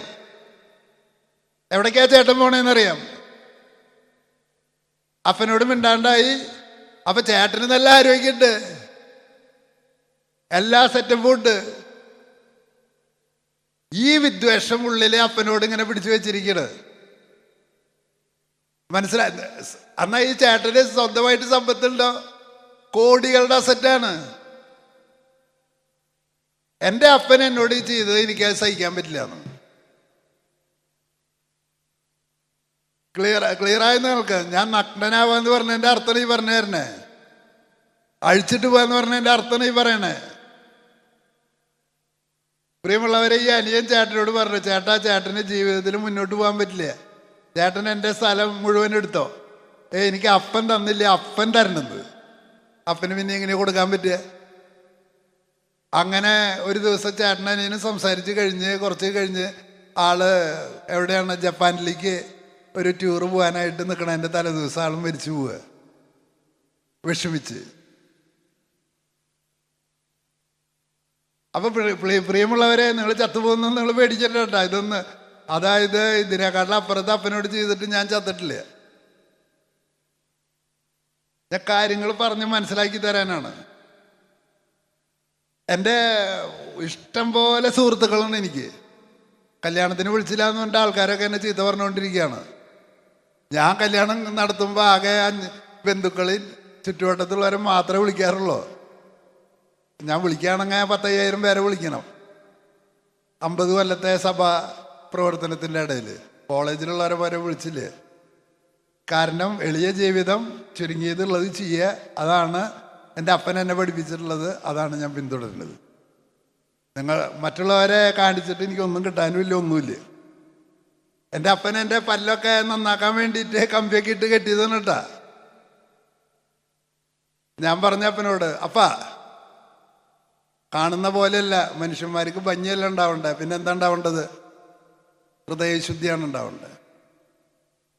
വിശുദ്ധ പത്രോസ് പറഞ്ഞില്ലേ, നിങ്ങളുടെ പിന്നിയ മുടിയോ ആഭരണമോ അല്ല നിങ്ങളുടെ സൗന്ദര്യം, പിന്നെന്താണ്? ഹൃദയ വിശുദ്ധിയുള്ളവരാണ്, വിശുദ്ധിയാണ്. അങ്ങനെ അപ്പനെ വെല്ലുവിളിച്ചിട്ട് പ്രിയമുള്ളവരെ ഈ പല്ലും കൊണ്ട് നടക്കണ ഞാൻ. ഒരു ഡോക്ടർ എന്നോട് പറഞ്ഞു, എന്തെന്ന്, ഫ്രാൻസിസ് 5,000 രൂപ തന്നാൽ ഞാൻ മമ്മൂട്ടിയുടെ ചായയിലാക്കി തരാം. ആരുടെ ചായയിൽ? എൻ്റെ മക്കളൊക്കെ നല്ല സൗന്ദര്യമുള്ളവരല്ലേ, അതെൻ്റെ ഒറിജിനൽ, എൻ്റെ സൗന്ദര്യമാണ്, അത് ആക്കി തരാം. ഏയ്, എൻ്റെ ഭാര്യയോട് ചോദിച്ചപ്പോൾ അവള് പറഞ്ഞു, അത് വേണ്ട, ഇപ്പം നിങ്ങളെ കണ്ടിട്ട് സെറ്റായിട്ടുണ്ട്, ഈ മോന്ത തന്നെ മതി എന്ന് പറഞ്ഞു. മനസ്സിലായി? ഇനി ഈ ചായന്ന് വിട്ടിട്ട് വേറൊരു ചായയിലുള്ള ഭർത്താവിനെ സ്വീകരിക്കാൻ അവളെ കൊണ്ട് പറ്റില്ല എന്ന് പറഞ്ഞു. നിങ്ങൾക്ക് ഐഡിയ ക്ലിയർ ആയില്ല? ഞാൻ അത് ഉപേക്ഷിച്ചതാണ്. കാരണം എനിക്കറിയാം ഹൃദയശുദ്ധിയാണ്. ഹൃദയശുദ്ധിയുള്ളവരെ നിങ്ങൾ ഭാഗ്യവാന്മാർ. എന്തുകൊണ്ടെന്നാൽ നിങ്ങൾ ദൈവത്തെ കാണും. പ്രിയമുള്ളവരെ, പലപ്പോഴും കുടുംബത്തിലെ വീടിനകത്തെ അസമാധാനത്തിൻ്റെ വേര് എവിടെ നിന്നാണ് വരുന്നതെന്നറിയും നിങ്ങൾക്ക്? അതായത് ഇവിടെ ഇരിക്കുന്ന പെണ്ണുങ്ങളോട് ഞാൻ പറയാണ്, ചില അപ്പന്മാർ കുടിയന്മാരാവും, ചില അപ്പന്മാർ ചിലപ്പോൾ നിങ്ങളെ എൻജിനീയറിങ്ങിന് വിട്ടുണ്ടാവില്ല. ആരെ വിട്ടുണ്ടാവും? ചേച്ചീനെ വിട്ടുണ്ടാവും. ചില അപ്പന്മാർ ആൺമക്കൾക്ക് കൂടുതൽ എന്ത് കൊടുത്തിട്ടുണ്ടാവും? പ്രാധാന്യം കൊടുത്തിട്ടുണ്ടാവും. ഞാൻ പെണ്ണുങ്ങളോട് മാത്രമേ പറയുന്ന, ആണുങ്ങളോടുള്ള ആണുങ്ങൾക്ക് ഞാൻ പറഞ്ഞുതരാം. അപ്പം അങ്ങനെ അപ്പൻ ചെയ്യുമ്പോൾ നിങ്ങൾക്ക് അപ്പനോടും അമ്മയോടും എന്ത് തോന്നും? ആങ്ങളേനെ ഉണ്ടാക്കിടപ്പൻ ഒക്കെ കൊടുത്തോ. അവസാനം അപ്പൻ എൻ്റെ അടുത്തേക്ക് എൻ്റെ വരട്ടി വരും. തന്തേ എന്നുള്ളിലേ പറയുള്ളൂ, പുറത്തേക്ക് പറയില്ലേ. അവസാനം അങ്ങനെയല്ലേ ഉണ്ടാവുക. ആരെയാണോ ഉപേക്ഷിക്കുന്നത് അവരാണ് ആരെ നോക്കുക? മാതാപിതാക്കളെ നോക്കുള്ളൂ. അല്ലാണ്ട് സ്നേഹിക്കുന്നവരെ തള്ളിക്ക് പറയും. അതങ്ങനെ ദൈവം ഡിസൈൻ ചെയ്തിട്ടുള്ളതാണ്. നിങ്ങൾ കൂടുതൽ പക്ഷഭേദം കാണിക്കുന്നവരെ തള്ളി പറയും. അപ്പോൾ പ്രിയമുള്ളവരെ, അപ്പനമ്മ അന്വേഷിച്ചിട്ട് നിങ്ങൾക്കൊരു കല്യാണം കഴിച്ചു തന്നു. എന്ത് കഴിച്ചു തന്നു? കല്യാണം കഴിച്ചു തന്നു. അപ്പം നിങ്ങൾക്ക് അടിസ്ഥാനപരമായിട്ട് അപ്പനോട് ഒരു അകൽച്ചയും. ഒരു വീട്ടിൽ എന്നോട് ഒരു പെണ്ണ് പറഞ്ഞതാ, എന്നെ ആങ്ങള എന്നെ ഇടിക്കും. അപ്പം അമ്മ പറയും, നിന്റെ വായയിലെ നാവ് അങ്ങനത്തെ ചെയ്തുകൊണ്ടാണ് നിനക്ക് 2 എണ്ണം എന്ത് ചെയ്യേണ്ടതാ? കിട്ടേണ്ടതാ. അപ്പം ഞാൻ ചോദിക്കണത്, ആ പെണ്ണിന് അമ്മയോടും അപ്പനോടും സ്നേഹം ഉണ്ടാവുമോ? ഞാൻ ചോദിച്ച ചോദ്യത്തിന് മറുപടി പറയണോ? ആ പെണ്ണിന് അമ്മയോടും അപ്പനോടും സ്നേഹം ഉണ്ടാവുമോ? ഇല്ല. അത് അവളുടെ ഉള്ളിലുണ്ടാവുമോ? അത് ആ പെണ്ണിൻ്റെ ഉള്ളിലുണ്ടാവുമെന്ന് ഓർമ്മയിലില്ല. പക്ഷെ എവിടെ ഇല്ലേ? അത് പുറത്തേക്ക് വരും. എപ്പോഴാണ് പുറത്തേക്ക് വരിക? ആണുങ്ങൾക്ക് എപ്പോഴാണ് പുറത്തേക്ക് വരിക എന്നറിയാം. അവർ 2 എണ്ണം അടിച്ചു കഴിഞ്ഞാൽ പിന്നെ പഴയ കാര്യം മാത്രമേ പറയുള്ളൂ. പെണ്ണുങ്ങൾക്ക് സങ്കടം വന്നാൽ പഴയത് മുഴുവൻ എന്ത് ചെയ്യും? വിളിച്ചു പറയും. ദേഷ്യം വരുമ്പോൾ വിളിച്ചു പറയുന്ന കാര്യങ്ങളാണ് പ്രിയമുള്ളവരെ കൗൺസിലിങ്ങിൽ പറയേണ്ടത്. Praise the Lord. അതൊഴിച്ച് ബാക്കിയുള്ളതൊക്കെ നിങ്ങൾ പറയും. ദേഷ്യം വരുമ്പോൾ നിങ്ങൾക്ക് എന്താണ് വിളിച്ചു പറയാനുള്ളത്? എന്നെ കെട്ടിച്ചപ്പോൾ അങ്ങനെ ചെയ്തു, എൻ്റെ അനിയത്തിക്ക് കൊടുത്തു, എനിക്ക് തന്നില്ല, ശരിക്കും ആലോചിക്കേണ്ടതാണ് ഈ കല്യാണം നടത്തിയത്, അല്ലെങ്കിൽ ഞാൻ ഇതിനേക്കാൾ എന്തോരം നല്ല സ്ഥലത്തേക്ക് പോകേണ്ടതാണ്.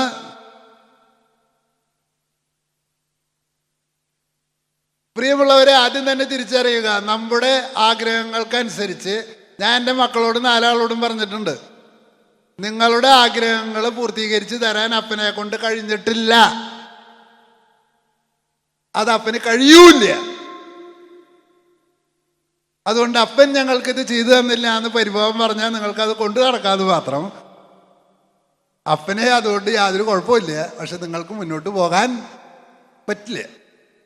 ഹല്ലേലൂയ, ഹല്ലേലൂയ, ഹല്ലേലൂയ. ഒറ്റ കാര്യം ഞാൻ പറയണ, അഴിച്ചിടാനാ പറയണ. ആരുടെ മുമ്പില്? ദൈവത്തിന്റെ മുമ്പില്. അപ്പൊ പ്രിയമുള്ളവരെ, നമുക്ക് ഭർത്താവിനെ പോലും എന്ത് ചെയ്യാൻ പറ്റില്ല?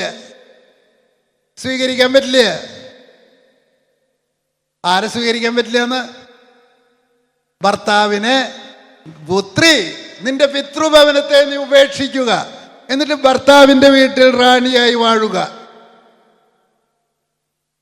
അപ്പൊ പ്രിയമുള്ളവരെ, ഈ ഉപേക്ഷിക്കല് നടന്നാൽ മാത്രമേ നമുക്ക് നമ്മുടെ പെണ്ണുങ്ങളോട് ഞാൻ പറയാണ്, നിങ്ങളുടെ ഭർത്താവിനെ, ആ കുടുംബത്തെ, അവരുടെ മാതാപിതാക്കളെ, ആ സാഹചര്യങ്ങളെ, ഭർത്താവിൻ്റെ കുറവുകളെ 100% നിങ്ങൾക്ക് അംഗീകരിക്കാൻ കഴിയുക. Praise the Lord, praise the Lord, praise the Lord, praise the Lord. അപ്പൊ പ്രിയമുള്ളവരെ, കൊച്ചു തോബിയാസിന്റെ പുസ്തകത്തില്, തോബിയാസിന്റെ കഥയില്, ഞാൻ പിന്നെ ദൈവത്തിനോടൊക്കെ വർത്തമാനം പറയുന്ന ആളാ. ഞാൻ എൻ്റെ മകൻ്റെ കല്യാണം ആലോചിക്കുമ്പോൾ ഒരു ദിവസം റാഫേൽ മാലാഖോട് ചോദിച്ചു, എന്തെന്ന്, നീ കഥാപാത്രം തന്നെയാണോ അത് ഒറിജിനൽ മാലാഖ തന്നെയാണോ എന്ന്. തേങ്ങേരം കൂടെ അന്വേഷിച്ചിട്ട് ഒരു കാര്യം ശരിയാവണില്ല എന്ന് പറഞ്ഞേ. കറണ്ട് പോയില്ലോ ദൈവമേ. മാലാഖയുടെ കാര്യം പറഞ്ഞ വഴിക്ക് കേൾക്കാനില്ലേ നിങ്ങൾക്ക്? ഇല്ലേ? നീ ഒറിജിനലാണോ അതോ ഡ്യൂപ്ലിക്കേറ്റ് ആണോ എന്ന് ചോദിച്ചു. ഒറിജിനലാണെങ്കിൽ എൻ്റെ മകൻ്റെ കല്യാണം നടത്തി തരുന്നത്. ഈ വക പണിയുള്ള എനിക്ക് ദൈവത്തിൻ്റെ അടുത്ത്. നിങ്ങൾ ദൈവത്തോട് വർത്താനം പറയാറുണ്ട? പറയാറുണ്ട? ഹല്ലേലൂയ. ദൈവത്തോട് സംസാരിക്കാറുണ്ട്? ദൈവം പറയുന്നത് കേൾക്കാറുണ്ട്? യാക്കോസ്ലിയ പറയാണ്, നിങ്ങൾക്ക് അറിവ് കുറവുണ്ടെങ്കിൽ നിങ്ങൾ ദൈവത്തോട് തന്നെ നേരിട്ട് ചോദിച്ചുകൊള്ളുവിൻ. മാർപ്പാപ്പോട് ചോദിക്കാനല്ല പറഞ്ഞേ, മെത്രാനോട് ചോദിക്കാനല്ല പറഞ്ഞേ, അച്ഛനോട് ചോദിക്കാനല്ല പറഞ്ഞേ, സുശേഷകരോട് ചോദിക്കാനല്ല പറഞ്ഞേ. ആരോട് ചോദിക്കാനാ പറഞ്ഞേ? ദൈവത്തോട്. ദൈവം നിങ്ങൾക്ക് ഉത്തരം നൽകും. യേശു വിടവാങ്ങുന്ന സമയത്ത് പറയേണ്ടത് എന്താണെന്നറിയോ? ഇതുവരെ ഞാൻ നിങ്ങളോട് ദൈവത്തെക്കുറിച്ച് പഠിപ്പിച്ചു കഴിഞ്ഞു. നിങ്ങൾ എന്നിൽ വിശ്വസിക്കുന്നത് കൊണ്ട് ഇനി നിങ്ങൾ നേരിട്ട് തന്നെ ദൈവത്തോട് ചോദിച്ചു കൊള്ളുക. ഹല്ലേലൂയ, ഹല്ലേലൂയ, ഹല്ലേലൂയ. പ്രിയമുള്ളവരെ, വിശുദ്ധ കുർബാനയിലൂടെ യേശു എന്താ ചെയ്യണേ? യേശു വിശുദ്ധ കുർബാന നമുക്ക് തന്നു കഴിയുമ്പോൾ ഞാൻ യേശുവിലും, യേശു എന്ന് പറഞ്ഞാൽ ഞാനും അവനൊരു ശരീരമാണ്. അപ്പൊ എൻ്റെ ശിരസ് ഏതാ? യേശു ക്രിസ്തു. യേശു ക്രിസ്തുവിന്റെ ശരീരം ഏതാ? പേടിയുണ്ടോ നിങ്ങൾക്ക്? ഹല്ലേലൂയ, ഹല്ലേലൂയ, ഹല്ലേലൂയ. കേൾക്കാൻ കുഴപ്പമില്ല, കുഴപ്പമില്ല. കാരണം ഈ ചെകുത്താനെ, മാലാഖേനെ കുറിച്ച് പറഞ്ഞാൽ അപ്പൊ ചെകുത്താൻ വരും. പ്രിയമുള്ളവരെ, ഞാൻ ഈ മാലാഖോട് ചോദിച്ച്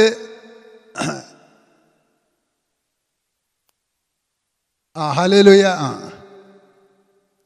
കരങ്ങൾ ഉയർത്താം നമുക്ക്. ഹല്ലേലൂയ, ഹല്ലേലൂയ, ഹല്ലേലൂയ, ഹല്ലേലൂയ, ഹല്ലേലൂയ, ഹല്ലേലൂയ, ഹല്ലേലൂയ.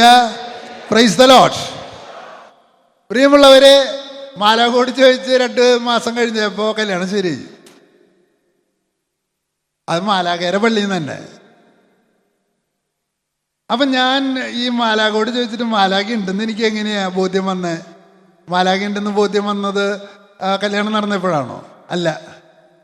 അടുത്ത ദിവസം ഞാൻ ഇതുപോലെ ഒരേ ധ്യാന കേന്ദ്രത്തിൽ അച്ഛന്മാരായിട്ടും ഞങ്ങൾ സുഹൃത്തുക്കളാണ്. പട്ടത്തച്ഛനെ വെറുതെ കാണാൻ പോയി. കാണാൻ പോയിട്ട് പ്രാർത്ഥിച്ചു കഴിഞ്ഞ് പോരുമ്പോൾ എന്നോട് പറഞ്ഞു, ഇന്ന് നീ പിശാചിനെ കണ്ടുപിട്ടെന്ന് പറഞ്ഞു. മാലാഖേനല്ല. ആരെ കണ്ടുപിട്ടെന്ന് പറഞ്ഞു? പിശാചിനെ. ഇന്ന് നീ പിശാചിനെ കണ്ടുപിട്ടെന്ന് പറഞ്ഞു. എങ്ങനെ പിശാചിനെ കണ്ടുപിട്ടുക? നിങ്ങൾക്ക് പിശാചിനെ കണ്ടുമുട്ടണമെന്നുണ്ടെങ്കിൽ വേറെ ഒന്നുമില്ല. നിങ്ങൾ വീട്ടിൽ പോയിട്ട് ഭാര്യ ഭർത്താവിനോടൊരു വാചകം പറയാ. ആ വാചകം പറഞ്ഞാൽ ഭർത്താവ് അതിൻ്റെ നേരെ ഓപ്പോസിറ്റ് അർത്ഥം മനസ്സിലാക്കുക. ഭർത്താവ് ഭാര്യയോടൊരു വാക്ക് പറയാ, അപ്പം എന്തുണ്ടാവും? നിങ്ങൾ സ്വപ്നത്തിൽ വിചാരിക്കാത്ത ഒരു അർത്ഥം അവള് നിങ്ങൾക്ക് പറഞ്ഞു തരും. Hallelujah, hallelujah. മക്കളോടൊരു ചെറിയ ഉപദേശം കൊടുക്കുമ്പോഴേക്കും അവർ പൊട്ടിത്തെറിക്കും. ഒറ്റ കാര്യം അങ്ങോട്ടും ഇങ്ങോട്ടും പറഞ്ഞാൽ വീട്ടിലുള്ള ആർക്കും മനസ്സിലാവില്ല. മകനോടൊരു കാര്യം പറഞ്ഞാൽ മകളോടൊരു കാര്യം പറഞ്ഞാൽ ഓടിപ്പോയിട്ട് മുറി അടച്ചിടും. കേൾക്കണ്ട പറയരുത്, കേൾക്കണ്ട പറയരുത്. ദൈവാത്മാവാണെങ്കിൽ ഡയലോഗാണ്, സംസാരിക്കും. ചെകുത്താനുണ്ടോ എന്നറിയണമെങ്കിലുള്ള മാർഗം ഇതാണ്. പ്രിയമുള്ളവരെ, ഞാൻ ഡിപ്പാർട്ട്മെന്റിൽ ചെന്ന് കോളേജിൽ ഇപ്പോഴും ജോലിയുണ്ട്. ഞാൻ ജോൺ മത്തായി സെന്ററിൽ ഒരു പ്രത്യേക 1-2 വിഷയം ഞാൻ അവിടെ പഠിപ്പിക്കണേ. ഞാൻ പറയുന്നതല്ല അവർക്ക് മനസ്സിലാവണം, അവർ പറയുന്നതല്ല എനിക്ക് മനസ്സിലാവണം. ഞങ്ങൾ വഴക്കായി. അച്ഛൻ്റെ അടുത്ത് പ്രാർത്ഥിച്ച് പരിശുദ്ധാത്മാവിനെ അറിഞ്ഞു തന്നിട്ട് വഴക്കായി. അപ്പോഴാണ് എനിക്ക് പെട്ടെന്ന് ഓർമ്മ വരുന്നത് മാലാഖയോട് പ്രാർത്ഥിക്കാൻ. പ്രിയമുള്ളവരെ, പുഷ്പം പോലെ അത് സോൾവ് ചെയ്തു പ്രശ്നം. അതായത് എങ്ങനെയാണ് അപ്പോൾ ഈ ചെകുത്താൻ കടന്നു വരുന്നത്? അതാണ് ഈ കൊച്ചു തോബിയാസിൻ്റെയും ജീവിതത്തിൽ ആ കല്യാണം കഴിഞ്ഞിട്ട് ചെകുത്താൻ കയറുന്നു. ആ പെണ്ണിൻ്റെ ഭർത്താക്കന്മാരെ കൊന്നുകളയുന്നു. അപ്പൊ പ്രിയമുള്ളവരെ, ആ ഉപദേശത്തിലാണ് പറയണേ, പുത്രി, നിന്റെ പിതൃഭവനത്തെ നീ മറന്നേക്കുക, അപ്പോൾ നീ ഭർത്താവിൻ്റെ വീട്ടിൽ നീ റാണിയായി വാഴും. ഹല്ലേലൂയ, ഹല്ലേലൂയ, ഹല്ലേലൂയ. അവിടെ പ്രിയമുള്ളവരെ, പൂർണ്ണമായിട്ട് മാതാവിനെയും പിതാവിനെയും ഉപേക്ഷിച്ച് ഭർത്താവിൻ്റെ കൂടെ പോകുമ്പോൾ മാലാഖ അനുഗമിക്കുമ്പോൾ ഒരു അച്ഛന് ഒരു പ്രസംഗം പറയായിരുന്നു. ഇവിടെ പൂർണ്ണമായിട്ട് ഭർത്താവിന് സാറ എങ്ങനെ ഭർത്താവിന് വിധേയമായി അതുപോലെ നിങ്ങൾ ജീവിക്കുവിൻ, ഭർത്താവ് നിങ്ങളെ ഒന്നും ചെയ്യില്ല എന്ന അവസ്ഥയിലേക്ക് വരണമെങ്കിൽ വീട്ടിൽ നിന്ന് കൊണ്ടുവരുന്ന ഇതുപോലെയുള്ള എനിക്ക് ഇങ്ങനെ ചെയ്തു, അങ്ങനെ ചെയ്തു, അനിയത്തിക്ക് ഇങ്ങനെ ചെയ്തു, അങ്ങനെയുള്ള എല്ലാ പരാതികളെയും കളഞ്ഞിട്ട് വേണം ഭർത്താവിൻ്റെ വീട്ടിലേക്ക് വരാൻ. എങ്കിൽ മാത്രമേ പിശാച് നിങ്ങളെ ഹോണ്ട് ചെയ്യാതിരിക്കുള്ളൂ. അല്ലെങ്കിൽ നിങ്ങൾക്ക് പറയുന്നതെല്ലാം വിപരീതമാകും, തൊടുന്നതെല്ലാം വിപരീതമാകും. ഭക്ഷണം തന്നാൽ അത് പ്രശ്നമാവും, ഭക്ഷണം തന്നില്ലെങ്കിൽ അത് പ്രശ്നമാവും. സാരി മേടിച്ചാൽ പ്രശ്നമാവും, സാരി മേടിച്ചില്ലെങ്കിൽ പ്രശ്നമാവും. അപ്പം ആണുങ്ങൾ പറയാൻ തുടങ്ങും, കൈതമുള്ളിനെ ഒഴിയുന്ന പോലെയാണ്, അങ്ങോട്ട് ഒഴിയാനും പറ്റില്ല, ഇങ്ങോട്ട് ഒഴിയാനും. ഇത് ഭാര്യമാരോട്. ഭർത്താക്കന്മാരോടോ? അപ്പൊ പ്രിയമുള്ളവരെ, ഏറ്റവും വലിയ തടസ്സം എന്ന് പറയുന്നത് വീട്ടിൽ നിന്ന് മരിക്കാൻ കിടക്കുമ്പോൾ പോലും പെണ്ണുങ്ങൾ പറയുന്ന കേട്ടിട്ടുണ്ട് ഞാൻ. എൻ്റെ അപ്പൻ എന്നെ ശരിക്ക് ചെയ്യാത്ത കാരനാണ് ഈ കിഴങ്ങനെ എനിക്ക് കെട്ടേണ്ടി വന്നതെന്ന്. ഭർത്താക്കന്മാരോ? ആണുങ്ങളാണ് കൂടുതൽ ഡേഞ്ചറസ്. പ്രിയമുള്ളവരെ, അമ്മേനെ പൂർണ്ണമായിട്ട് സ്വീകരിക്കാൻ കഴിയാത്ത ഒരു പുരുഷന് ഒരിക്കലും സ്ത്രീയെ സമ്പൂർണ്ണ ഹൃദയത്തോടെ ഉള്ളിലേക്ക് എടുക്കാൻ പറ്റില്ല, ഉള്ളിലേക്ക് എടുക്കാൻ പറ്റില്ല. ഞാൻ ആണുങ്ങൾ പറയുന്ന കേട്ടിട്ടുണ്ട് അപ്പനമ്മേനും കുറിച്ചുള്ള പരാതി. എനിക്ക് ലൂർദ് പള്ളിയിലെ ചവിട്ട് പടിയുമ്പോൾ ഞാൻ 20 വയസ്സ് തൊട്ട് 200 ഒടിഞ്ഞതാ, ഈ 67 വയസ്സിലും പോവും. അപ്പോൾ ഒരു കോവിഡ് കാലത്ത് ഒരു ചേട്ടൻ പറയല്ലേ, എൻ്റെ അപ്പനെ ചേട്ടന് കാത്തലിക് സിറിയൻ ബാങ്കിൽ മേടിച്ചു കൊടുത്തു. ഞങ്ങൾ ലൂർദ് പള്ളി ഇടവക്കാർക്ക് കംപ്ലീറ്റ് ജോലി എവിടെയാ? ഒന്നുകിൽ കാത്തലിക് സിറിയൻ ബാങ്ക് അല്ലെങ്കിൽ സൗത്ത് ഇന്ത്യൻ ബാങ്ക്. അപ്പന് മേടിച്ചു കൊടുത്തു. എന്നിട്ട് പറയല്ലേ, ആ തെണ്ടി എനിക്ക് മേടിച്ചു തന്നില്ല എന്ന്. പ്രായത്രയുണ്ട് ഇയാൾക്ക്, എന്നെക്കാട്ടിലും സീനിയറാ. ഇയാൾക്കപ്പോൾ ജോലിയൊന്നും കിട്ടിയില്ലേ? കസ്റ്റംസിൽ ജോലി കിട്ടി. കസ്റ്റംസിന്റെ സൂപ്രണ്ടായിട്ട് ഭാര്യയും ഭർത്താവ് റിട്ടയർ ചെയ്തു. ഒരു മോള് ഓസ്ട്രേലിയയിൽ, മറ്റേ മോള് ന്യൂസിലൻഡിൽ. ഇയാൾ സുഖമായിട്ട് ഓരോ പെഗ് ശിവാശ്രീയിൽ വിസ്കിയൊക്കെ കുടിച്ച് സന്തോഷമായിട്ട് ജീവിക്കുന്ന ആളാണ് പറയണേ. അപ്പൊ എനിക്ക് ജോലി അന്ന് മേടിച്ചു തന്നില്ല എന്ന്. Hallelujah, hallelujah. കോവിഡ് കാലത്ത് ഭാര്യയും ഭർത്താവും മരിച്ചുപോയി. ഈ അസ്വസ്ഥത ഭാര്യയെ സ്വീകരിക്കുന്നതിൽ അതിലേക്കാണ് നയിച്ചു വരിക. വീട്ടിൽ നിന്ന് നമ്മൾ എടുക്കുന്ന എല്ലാ വിഴുപ്പ് ഭാണ്ഡങ്ങളും എവിടേക്കാ കൊണ്ടുവരിക? നമ്മൾ ഭാര്യയും ഭർത്താവും തമ്മിലുള്ള ജീവിതത്തില്. എന്നിട്ട് നമ്മൾ എന്ത് ചെയ്യും? നമുക്കറിയില്ല. ഈ ഭാര്യയെ 100% സ്വന്തമായിട്ട് ഹൃദയത്തിൽ സൂക്ഷിക്കാൻ നമ്മെ കൊണ്ട് കഴിയൂ. അത് ഇവളെ കെട്ടിയത് കൊണ്ടാണോ എനിക്ക് ഈ ഗതികേടൊക്കെ ഉണ്ടായത്? നിസ്സാരമായ ചോദ്യമാണ്. ആ പ്രശ്നത്തിൽ നിന്ന് എന്താ നമുക്ക് മോചനം കിട്ടാത്തത്? പ്രിയമുള്ളവരെ, നമ്മുടെ ജീവിതത്തിൽ ഒരു വൈദികന്റെ പ്രസംഗം കേട്ടതാണ്. ഒരു ഭാര്യ ലോകത്തിലുള്ള എല്ലാ കാര്യങ്ങളും ക്ഷമിക്കും, ഒറ്റ കാര്യം ക്ഷമിക്കില്ല. എന്താണ് ക്ഷമിക്കാത്ത കാര്യം? എന്താണ് ക്ഷമിക്കാത്ത കാര്യം? ഭർത്താവിൻ്റെ ഹൃദയത്തിൽ ഒരു പെണ്ണ് അവളല്ലാത്തത് അതിൻ്റെ അകത്ത് വന്നാൽ അത് സ്വീകരിക്കാൻ ഭാര്യയെ കൊണ്ട് കഴിയില്ല. ഭർത്താവിൻ്റെ ഹൃദയത്തിലെ ഭാര്യ അല്ലാത്ത ഒരു പെണ്ണ് വന്നാൽ ഭാര്യ അതെങ്ങനെ അറിയുക? ഞാൻ വഴിയൊക്കെ പോണ പെണ്ണുങ്ങളൊക്കെ കാണുമ്പോൾ നല്ല ഭംഗിയുള്ള പെണ്ണിനാണ്. ഈ ദൈവമേ, ഇത് എൻ്റെ വല്ലവരും കേൾക്കാവോ? നല്ല പെണ്ണിനെ കണ്ടാൽ ഇത് കൊള്ളാവുന്നല്ലോ, ഇവളെ കല്യാണം കഴിച്ചിരുന്നെങ്കിൽ ദൈവമേ ഇവളെക്കാൾ ഏത് എന്ന് എൻ്റെ മനസ്സിൻ്റെ ഉള്ളിലൂടെ ഒരു മിന്നായം പോലെ കടന്നു പോയിട്ടുണ്ടെങ്കിൽ അത് ഭാര്യ അറിയുക. അതെങ്ങനെയത്?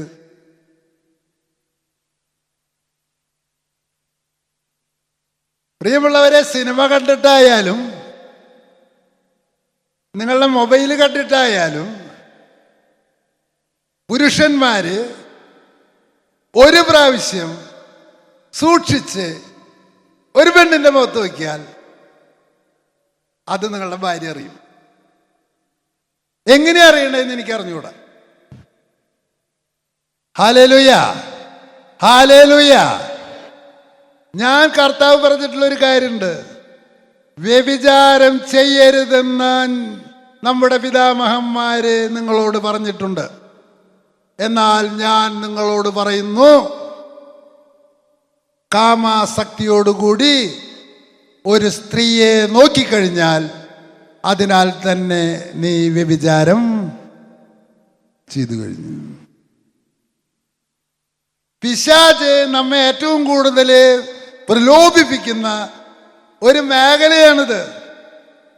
വ്യഭിചാരം ചെയ്യാൻ ആണുങ്ങളൊന്നും പോണ്ട. 100% ആ ഭാര്യയ്ക്ക് കുറവുകളുണ്ട്. എൻ്റെ ഭാര്യയ്ക്ക് 1000കണക്കിന് കുറവുണ്ട്. പക്ഷെ പ്രിയമുള്ളവരെ, ഞാൻ പള്ളിയിൽ പോകുന്നതും പ്രാർത്ഥന എത്തിക്കുന്നതും പോലും ഞാൻ സൂക്ഷ്മമായി നിരീക്ഷിക്കുമ്പോൾ ഈ പെണ്ണുകാരനായി ഈ പെണ്ണല്ലാണ്ട് വേറെ പെണ്ണാണെങ്കിൽ ഞാൻ നശിച്ചുപോയന്. അങ്ങനെ ഒരു തിരിച്ചറിവിലേക്ക് ഞാൻ വരുന്നതിലുള്ള ഒരു കണ്ണി, എനിക്ക് ലഭിക്കാവുന്നതിൽ വെച്ച് ഏറ്റവും നല്ല അമ്മയാണ് എൻ്റെ അമ്മ, എനിക്ക് ലഭിക്കാവുന്നതിൽ വെച്ച് ഏറ്റവും നല്ല അപ്പനാണ് എൻ്റെ അപ്പൻ എന്ന ആ ഉപേക്ഷിക്കൽ നടക്കുമ്പോൾ മാത്രമേ നിങ്ങൾക്ക് നിങ്ങളുടെ കുടുംബജീവിതത്തിലും മക്കളിലും സംതൃപ്തിപ്പെടാനായിട്ട് കഴിയുക. അല്ലെങ്കിൽ എന്തു ചെയ്യും? മാതാവ് നഗ്നനാവാതെ കല്യാണത്തിൽ വന്നിട്ടുള്ള ആളുകൾക്ക്, പ്രിയമുള്ളവരെ, ചില അപ്പന്മാര് മക്കളെ നീ എഞ്ചിനീയർ ആയില്ലെങ്കിൽ നിന്നെ കൂട്ടാൻ വയ്ക്കുന്നു പറയുന്ന അപ്പന്മാരുണ്ട്. കാരണം അവർക്ക് ചെറുപ്പത്തിലുണ്ടായിരുന്ന ചില മോഹങ്ങളുണ്ട്. ആ മോഹങ്ങള് മക്കളിലൂടെ പൂർത്തിയാക്കാനായിട്ട് നമ്മൾ ബലം പിടിക്കും. പലപ്പോഴും കുടുംബം തകർന്ന് തെരിപ്പണമായി പോകും. ഒറ്റ കാര്യം, പ്രിയമുള്ളവരെ, ഞാൻ ഒരു ഒറ്റ വാചകത്തെയാണ് ഞാൻ പറഞ്ഞിട്ടുള്ളത്. നഗ്നനായിട്ട് വേണം കല്യാണം കഴിക്കാൻ. നഗ്നനായിട്ട് വേണം അച്ഛനാവാൻ. ഇതെന്നെ പഠിപ്പിച്ച ആള് ഫ്രാൻസിസ് അസീസിയാണെന്നാണ് ഞാൻ ഈ പറഞ്ഞത്. നഗ്നനായിട്ട്. പ്രിയമുള്ളവരെ, ഇങ്ങനെ ചെറുപ്പത്തിൽ നമുക്ക് ഈ വഴക്കം ആരംഭിക്കും. ഏത് പ്രായത്തിൽ? 5 വയസ്സിലും 6 വയസ്സിലും 7 വയസ്സിലും.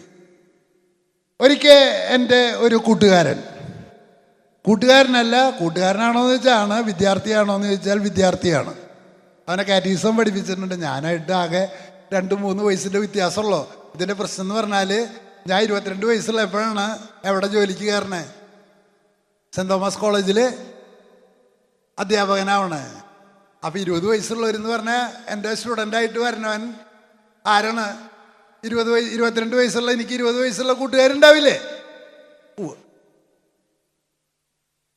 പ്രിയമുള്ളവരെ, അവൻ എൻ്റെ ക്ലാസ്സിൽ പഠിച്ച് ജോലി കിട്ടി.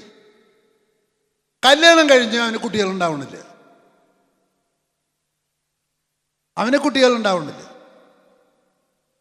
ഒരിക്കൽ ഒരു ചാനലുകാരൻ ചോദിച്ചു, ഡിവൈൻ ധ്യാന മന്ദിരത്തിൽ ഒരിക്കൽ അച്ഛനൊരു ബോർഡ് വെച്ചു. എന്താണ്? കുഞ്ഞുങ്ങളില്ലാത്ത ദമ്പതിമാർക്ക് എന്തുണ്ടാവും? ധ്യാനം കൂടിയ കുഞ്ഞുങ്ങളുണ്ടാവും. ഉടൻ തന്നെ ചാനലുകാരൻ അച്ഛനെതിരെ എന്താ അവിടെ അച്ഛന്മാർക്ക് കുട്ടികളുണ്ടാക്കി കൊടുക്കുന്ന പണിയുണ്ടോ? അപ്പോൾ കളിയാക്കാൻ തുടങ്ങി. പ്രിയമുള്ളവരെ, ഞാൻ ജെറുസലേമിലും ഡിവൈനിലും പല ധ്യാന കേന്ദ്രങ്ങളിലും വന്ന് പ്രാർത്ഥിച്ചിട്ട് കുഞ്ഞുങ്ങളില്ലാത്തവർക്ക് കുഞ്ഞുങ്ങളുണ്ടാവണമെന്ന് കണ്ടിട്ടുണ്ടെന്ന്. ഇത് അങ്ങനത്തെ ഒരു സംഭവത്തിലേക്കാണ് ഞാൻ വരുന്നത്. ചെറുപ്പം തൊട്ട് തന്നെ നമ്മൾ ചിലപ്പോൾ മാതാപിതാക്കളായിട്ട് എന്ത് ചെയ്യും? അകലും. ചാവറയച്ചൻ്റെ ചാവരുളില് ഒരേ വാചകമാണ് അതിൽ എഴുതിയിട്ടുള്ളത്. അതിലൊരു വാചകമുണ്ട്, ഇങ്ങനെയാണ്: മക്കളെ ബന്ധുവീട്ടിലേക്ക് അയക്കുന്നവർ എന്ത് ചെയ്യണം? സൂക്ഷിക്കണം. എന്ത് ചെയ്യുന്നവര്? അപ്പൊ അച്ഛൻ്റെ വീട്ടിലേക്ക് പറഞ്ഞയക്കാൻ പാടില്ലേ? മനസ്സിലായില്ല നിങ്ങൾക്ക്? അമ്മേരെ ആങ്ങളേരെ വീട്ടിലേക്ക് പാർക്കാനായിട്ട് നമ്മളൊക്കെ ചെറുപ്പത്തിൽ പോയിട്ടില്ലേ? ഇല്ലേ? അത് പാടില്ല. അത് ചാവറയച്ചൻ. ഇതെന്താ ഈ അച്ഛൻ ഇത്ര ദേഷ്യം ബന്ധുവീട്ടിലേക്ക് വിടാനായിട്ട്? പ്രിയമുള്ളവരെ, ബന്ധുവീട്ടിലേക്ക് ഞാൻ ഈ കുട്ടികളെ കുറിച്ച് ഇതൊക്കെ പഠിച്ച് ഇവരായിട്ട് കൗൺസിലിംഗ് നടത്തിയിട്ട് ഒരു കാര്യം ഞാൻ മനസ്സിലാക്കിയത് എന്താണെന്നറിയോ? എൻ്റെ വീട്ടിൽ എൻ്റെ പേരക്കുട്ടികളുണ്ട്. മകളുടെ മക്കളും ഒക്കെ വരുന്നുണ്ട്. ഈ മകളുടെ കുട്ടികളെ അപ്പാപ്പന്മാർ നോക്കുമ്പോൾ ഭയങ്കര സുഖമാണ്. എന്താ കാരണം? നമുക്ക് വേറെ ഉത്തരവാദിത്വമൊന്നും ഇല്ല. മിഠായി മേടിച്ചു കൊടുക്കുക, അവരെ കെട്ടിപ്പിടിക്കുക. നമ്മൾ ഉച്ചയാകുമ്പോൾ ഭക്ഷണമൊക്കെ കഴിഞ്ഞ് സുഖമായിട്ട് എന്ത് ചെയ്യും? കിടന്നുറങ്ങും. അപ്പം ഈ കുട്ടികളെ എവിടെയാണ് പോവുക? അപ്പൻ്റെ അമ്മേര് അത്ര സൂക്ഷ്മത ഈ കുട്ടികളുടെ കാര്യത്തിൽ നമുക്കുണ്ടാവുമോ? ഇല്ലേ? ഒരാശങ്ക ഉണ്ടാവും. ഇവിടെ കൊണ്ടു നിർത്തിയിട്ട് വീണ് കയ്യും കാലും ഒടിഞ്ഞാൽ ദൈവമേന്ന്. അതല്ല പ്രതിസന്ധി. പല കുട്ടികളും കരങ്ങൾ ഉയർത്തും. ഹല്ലേലൂയ, ഹല്ലേലൂയ, ഹല്ലേലൂയ, ഹല്ലേലൂയ, ഹല്ലേലൂയ. ലൈംഗികമായി ചൂഷണം ചെയ്യപ്പെടുന്നത് ഇത്തരം സാഹചര്യങ്ങളില് മാതാപിതാക്കളായിട്ട് വഴക്കുണ്ടെങ്കിൽ പിന്നെ കുട്ടികൾ പിന്നെ കൂട്ടുകാരിലാണ് ആശ്രയം വയ്ക്കുക. കൂട്ടുകാരില് നമ്മളെക്കാൾ പ്രായമുള്ള കൂട്ടുകാരാണ് നമുക്കെങ്കിൽ, എൻ്റെ അപ്പൻ എന്നോട് എപ്പോഴും പറയുന്ന ഒരു കാര്യമുണ്ട്: മോനെ, എൻ്റെ കൂട്ടുകാരൻ നിറച്ച് ക്രിമിനൽസും ഗുണ്ടകളാണ്, 15-16 വയസ്സിൽ. മോനെ, അവരുടെ കൂടെ പോയാൽ നിന്റെ സ്വഭാവം അവരെ പോലെയാവും. അപ്പം ഞാൻ അപ്പനെ പഠിപ്പിക്കും. എന്തെന്ന്? അപ്പ, ഞാൻ നല്ലവനും അവരാരാണ്? ചീത്തവരുമാണ്. ഞാൻ അവരുടെ കൂടെ കൂടിയാൽ അവരൊക്കെ ആരായിത്തീരും? വിശുദ്ധന്മാരായിത്തീരും. അവസാനം എന്തുണ്ടായി? എൻ്റെ സ്വഭാവം ആരെ പോലെ ആയി തുടങ്ങി, അവരെ പോലെ ആയി തുടങ്ങി. ഹല്ലേലൂയ, ഹല്ലേലൂയ, ഹല്ലേലൂയ. പ്രിയമുള്ളവരെ, മാതാപിതാക്കളെ വിട്ട് മൂത്ത ചേട്ടന്മാരുടെയും ചേച്ചിമാരുടെയും കൂടെ നമ്മൾ പോയാൽ വളരെ വലിയ ഒരു പ്രശ്നം. പിയർ ഗ്രൂപ്പ് എന്ന് പറഞ്ഞാൽ സമപ്രായക്കാരാണ്, സമപ്രായക്കാർ. അതിന് മേലുള്ള കൂട്ടുകാരുടെ കൂടെ പോയാൽ അവരുടെ ചില വൈകൃതങ്ങളൊക്കെ നമുക്ക് പഠിച്ചു കിട്ടും. പ്രിയമുള്ളവരെ, എൻ്റെ ഈ വിദ്യാർത്ഥിയെ വളരെ ചെറുപ്പത്തിൽ അവന് ലൈംഗികമായി ചൂഷണത്തിന് വിധേയനായിട്ടുണ്ട്.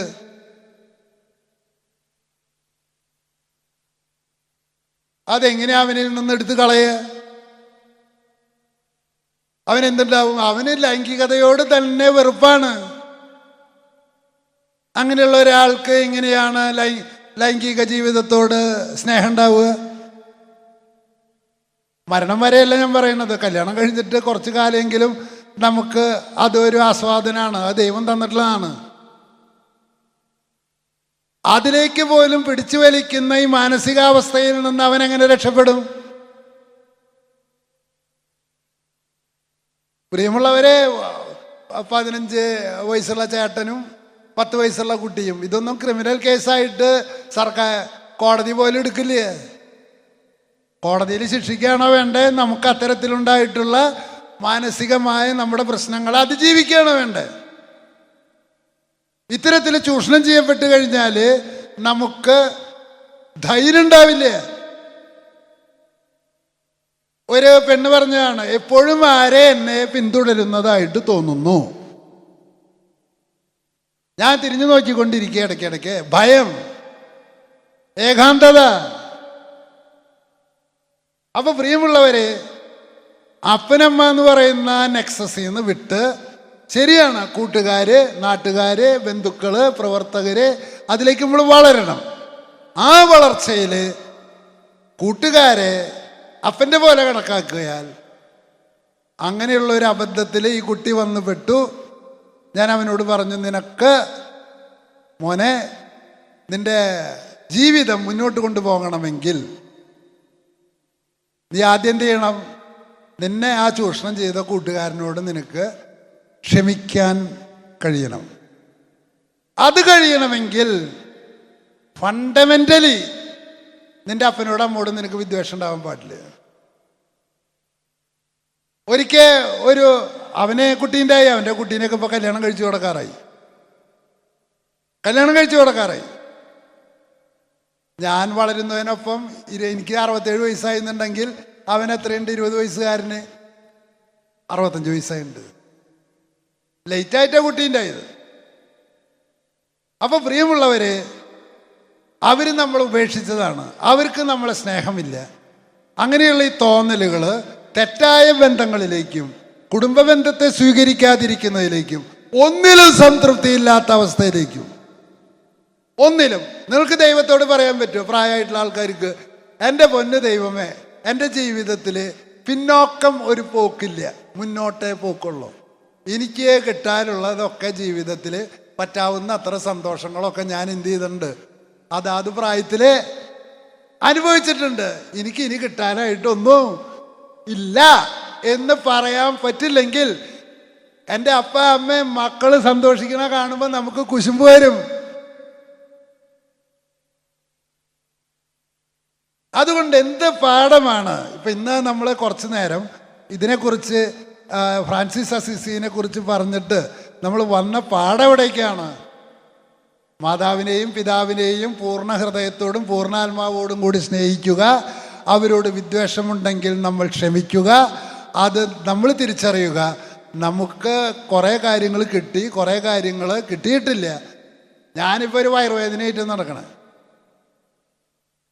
എന്തെന്നാ ദൈവത്തോട് പ്രാർത്ഥിക്കണ്ടേ? വേദന മാറ്റി തരാൻ പ്രാർത്ഥിക്കണം. എന്തെന്നാ പ്രാർത്ഥിക്കണ്ടേ? നിങ്ങൾ എനിക്ക് എന്തെന്നാ ഉപദേശം തരുക? മാറാൻ പ്രാർത്ഥിക്കണം. ഞാൻ ദൈവത്തോട് പറഞ്ഞിട്ടുണ്ട്, എന്തെന്ന്? നിനക്കിഷ്ടമുണ്ടെങ്കിൽ മാത്രം എന്ത് മാറ്റിയാൽ മതി എന്ന് മാറ്റിയാൽ മതി. ഇതെന്റെ നല്ലതിനാണോ ചീത്തയ്ക്കാണോ എന്ന് എനിക്ക് ഇത് മാറണമെന്നാണ് എൻ്റെ ആഗ്രഹം. പക്ഷെ ഇത് നല്ലതിനാണോ ചീത്തയ്ക്കാണോ എന്ന് എനിക്ക് അറിയില്ല. പല ആഗ്രഹങ്ങളും നമ്മുടെ നടക്കില്ല. നല്ലതിനാണോ ചീത്തയ്ക്കാണോ നമുക്കറിയില്ല. ആ ഒരു ആത്മീയതയിലേക്ക് നമ്മൾ വളരണമെങ്കിൽ ഒരു കാര്യം കൂടി ഞാൻ പറഞ്ഞ് അവസാനിപ്പിക്കുക. അപ്പോൾ നമ്മുടെ ജീവിതത്തിലെ പ്രതിസന്ധികളും ബുദ്ധിമുട്ടുകളിലും എവിടെ നിന്ന് ആരംഭിക്കുന്നു എന്നതിൻ്റെ ഒരു കേന്ദ്രത്തിലാണ് ഫ്രാൻസിസ് അസീസി തൻ്റെ ജീവിതം ആരംഭിക്കുന്നത്. അദ്ദേഹം വളർന്നെത്തിയത് എവിടേക്കാണ്? വളർന്നെത്തിയത് ഒരിക്കൽ അദ്ദേഹത്തെ പ്രാർത്ഥിക്കുന്ന ഒരു പ്രാർത്ഥന ഞാൻ നിങ്ങൾക്ക് കേൾപ്പിച്ചു തരാം. എന്താണ്? മരണമേ സഹോദരി വരൂ. എന്തെന്നാ പ്രാർത്ഥിക്കണേ? മരണമേ സഹോദരി വരൂ. മനുഷ്യൻ എന്ന വാക്കിന്റെ അർത്ഥം എന്താ പ്രിയമുള്ളവരെ? മർത്യൻ. എന്താ മർത്യൻ? മർത്യൻ എന്താ? മരണം.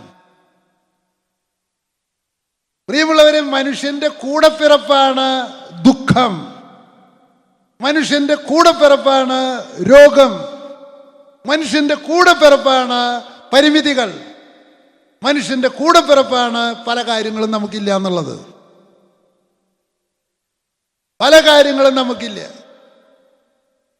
ഞാൻ പലപ്പോഴും അവരെ പോലെ ആകണം എന്ന് ആഗ്രഹിച്ച പല വീട്ടുകാരുണ്ട്, പല ബന്ധുക്കളുണ്ട്. അവരെ പോലെ ആകണം.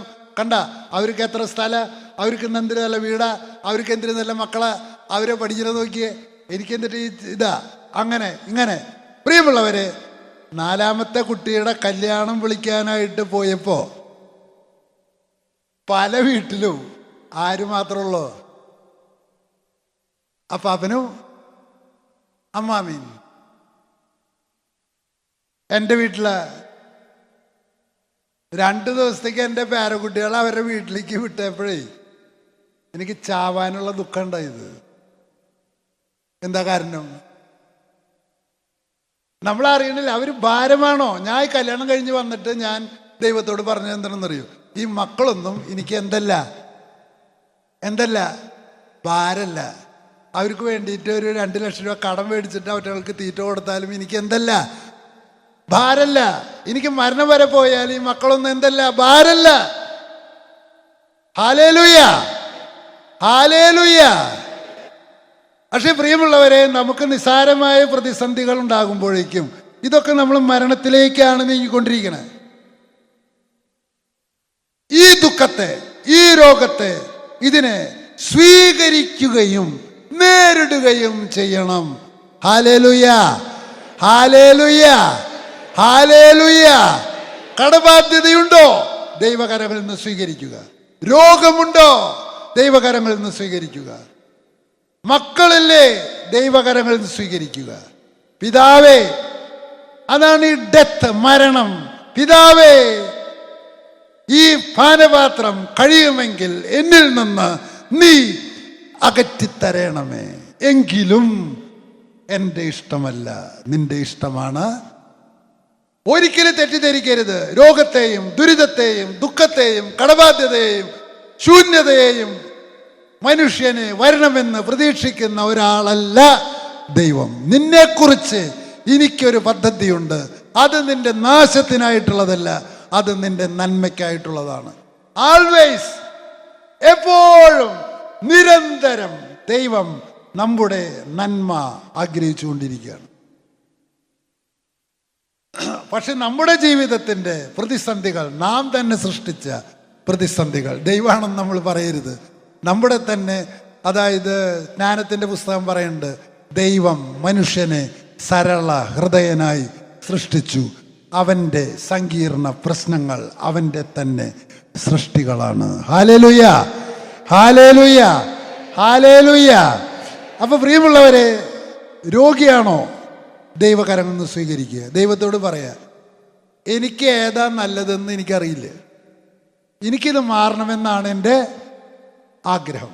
നിന്റെ ഹിതം എന്താണോ അത് നടപ്പിലാവണം. ഒരിക്കലും തെറ്റിദ്ധരിക്കരുത്. നിങ്ങളുടെ കടം ദൈവം നിങ്ങൾക്ക് വരുത്തുന്നതാണ്, നിങ്ങളുടെ രോഗം ദൈവം നിങ്ങൾക്ക് വരുത്തുന്നതാണ്.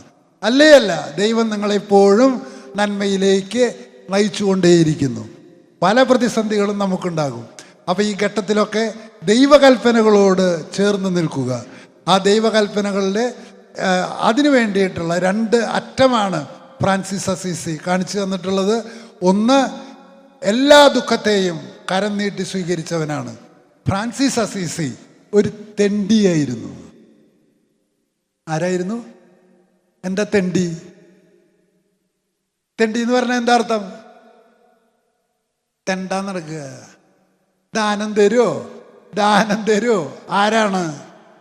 ഞാൻ ഫ്രാൻസിസ് അസീസിയുടെ വീട്ടിൽ പോയിട്ടുണ്ട്. എവിടെ? അസീസിയിൽ പഠിക്കാൻ പോയതാണ്. എന്നെ കൊണ്ടുകുളം പിതാവ് പറഞ്ഞയച്ചതാണ് പഠിക്കാൻ ഇറ്റലിയിലേക്ക്. കോടാനുകോടി സ്വത്തിൻ്റെ ഉടമയായ ഇവൻ റോട്ടിൽ തെണ്ടി നടക്കുക. ധർമ്മം തരുമോ?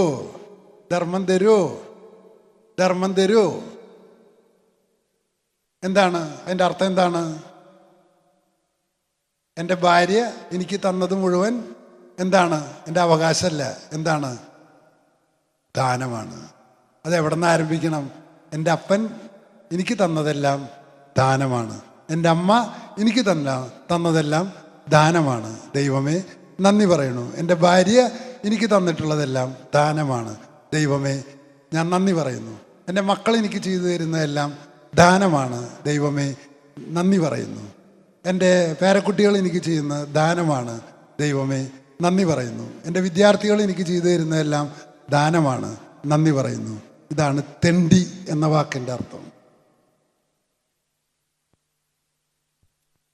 അതെ, ഫ്രാൻസിസ് ഒരു തെണ്ടിയായിരുന്നു. ലോകം മുഴുവൻ അവനെ കളിയാക്കുകയായിരുന്നു. എൻ്റെ വീട്ടിൽ പ്രാർത്ഥന കഴിയുമ്പോൾ പേരക്കുട്ടികളടക്കം പാടുന്ന പ്രാർത്ഥനയുണ്ട്. നന്ദി ദൈവമേ, നിത്യവും നന്ദി ദൈവമേ. ആ ദൈവത്തോട് മാത്രമല്ല ചൊല്ലണ്ടേന്ന്. അപ്പൻ, അമ്മ, ഭാര്യ, ഭർത്താവ്, മക്കള്, അധ്യാപകൻ, സഹോദരൻ, അച്ഛൻ, ഇങ്ങനെ ചെല്ലുമ്പോൾ വേദനകളെ ദൈവത്തിൻ്റെ കരങ്ങളിൽ നിന്ന് സ്വീകരിക്കുമ്പോൾ, ക്ഷമിക്കാനുള്ളവരോട് ക്ഷമിക്കുമ്പോൾ കർത്താവിൻ്റെ ആത്മാവ് നിങ്ങളെ രൂപാന്തരപ്പെടുത്തും. അതിനായി പ്രിയമുള്ളവരെ, ഈ ജീവിതത്തെ കർത്താവിൻ്റെ മുമ്പിൽ തുറന്നു വയ്ക്കുക, പരിശോധിക്കുക. അതിനുള്ള സഹായകരാണ് ഇവിടുത്തെ ശുശ്രൂഷകരെ. എങ്കിലും ദൈവത്തിൻ്റെമായിട്ടുള്ള ബന്ധം നിങ്ങൾക്ക് ശക്തിപ്പെടുത്താൻ ഈ പ്രഘോഷണം നിങ്ങളെ സഹായിക്കട്ടെ. ദൈവം നിങ്ങളെ അനുഗ്രഹിക്കട്ടെ. നിങ്ങളെനിക്ക് വേണ്ടി പ്രാർത്ഥിക്കുക. എന്തിന്? ഈ പ്രഭാത പ്രാർത്ഥന പള്ളിയിൽ ചെല്ലുമ്പോൾ പറയാറുണ്ട്, എന്താണ്? കർത്താവേ, അങ്ങേക്ക് വേണ്ടി ജോലി ചെയ്യുവാൻ എന്നെ എന്ത് ചെയ്യണമേ? ശക്തിപ്പെടുത്തണമേ. ദൈവത്തോട് പറയുക, ദൈവമേ, അങ്ങ് എനിക്ക് ആരോഗ്യം തന്നാൽ, അങ്ങ് എനിക്ക് സമ്പത്ത് തന്നാൽ, അങ്ങ് എനിക്ക് അറിവ് തന്നാൽ, ആ അറിവ് മുഴുവനും അങ്ങേക്ക് വേണ്ടിയുള്ള ജോലിയാക്കി മാറ്റാൻ സഹായിക്കണമേ. പ്രിയമുള്ളവരെ, പിച്ചപാത്രമെടുത്ത് നമുക്ക് ഇറങ്ങാം. നമ്മൾ ധനവാന്മാരാണ് എങ്കിലും നമ്മുടെ മനസ്സിൻ്റെ ഡിസ്പോസിഷൻ, മനസ്സിൻ്റെ തുറവി എവിടേക്കാണ്? ഞാൻ തന്നെ എന്താണ്? മറ്റുള്ളവരുടെ ദാനമാണ്. ഇത് 100% അംഗീകരിക്കാൻ ദൈവാത്മാവ് നിങ്ങളെ ശക്തിപ്പെടുത്തട്ടെ. കാവൽ മാലാഖമാർ നിങ്ങളെ സഹായിക്കട്ടെ. എന്നെ ഇവിടെ സംസാരിക്കാൻ വിളിച്ചതിനും ദൈവം അനുവദിച്ചതിനും നന്ദി പറഞ്ഞുകൊണ്ട് നിർത്തുന്നു. നന്ദി.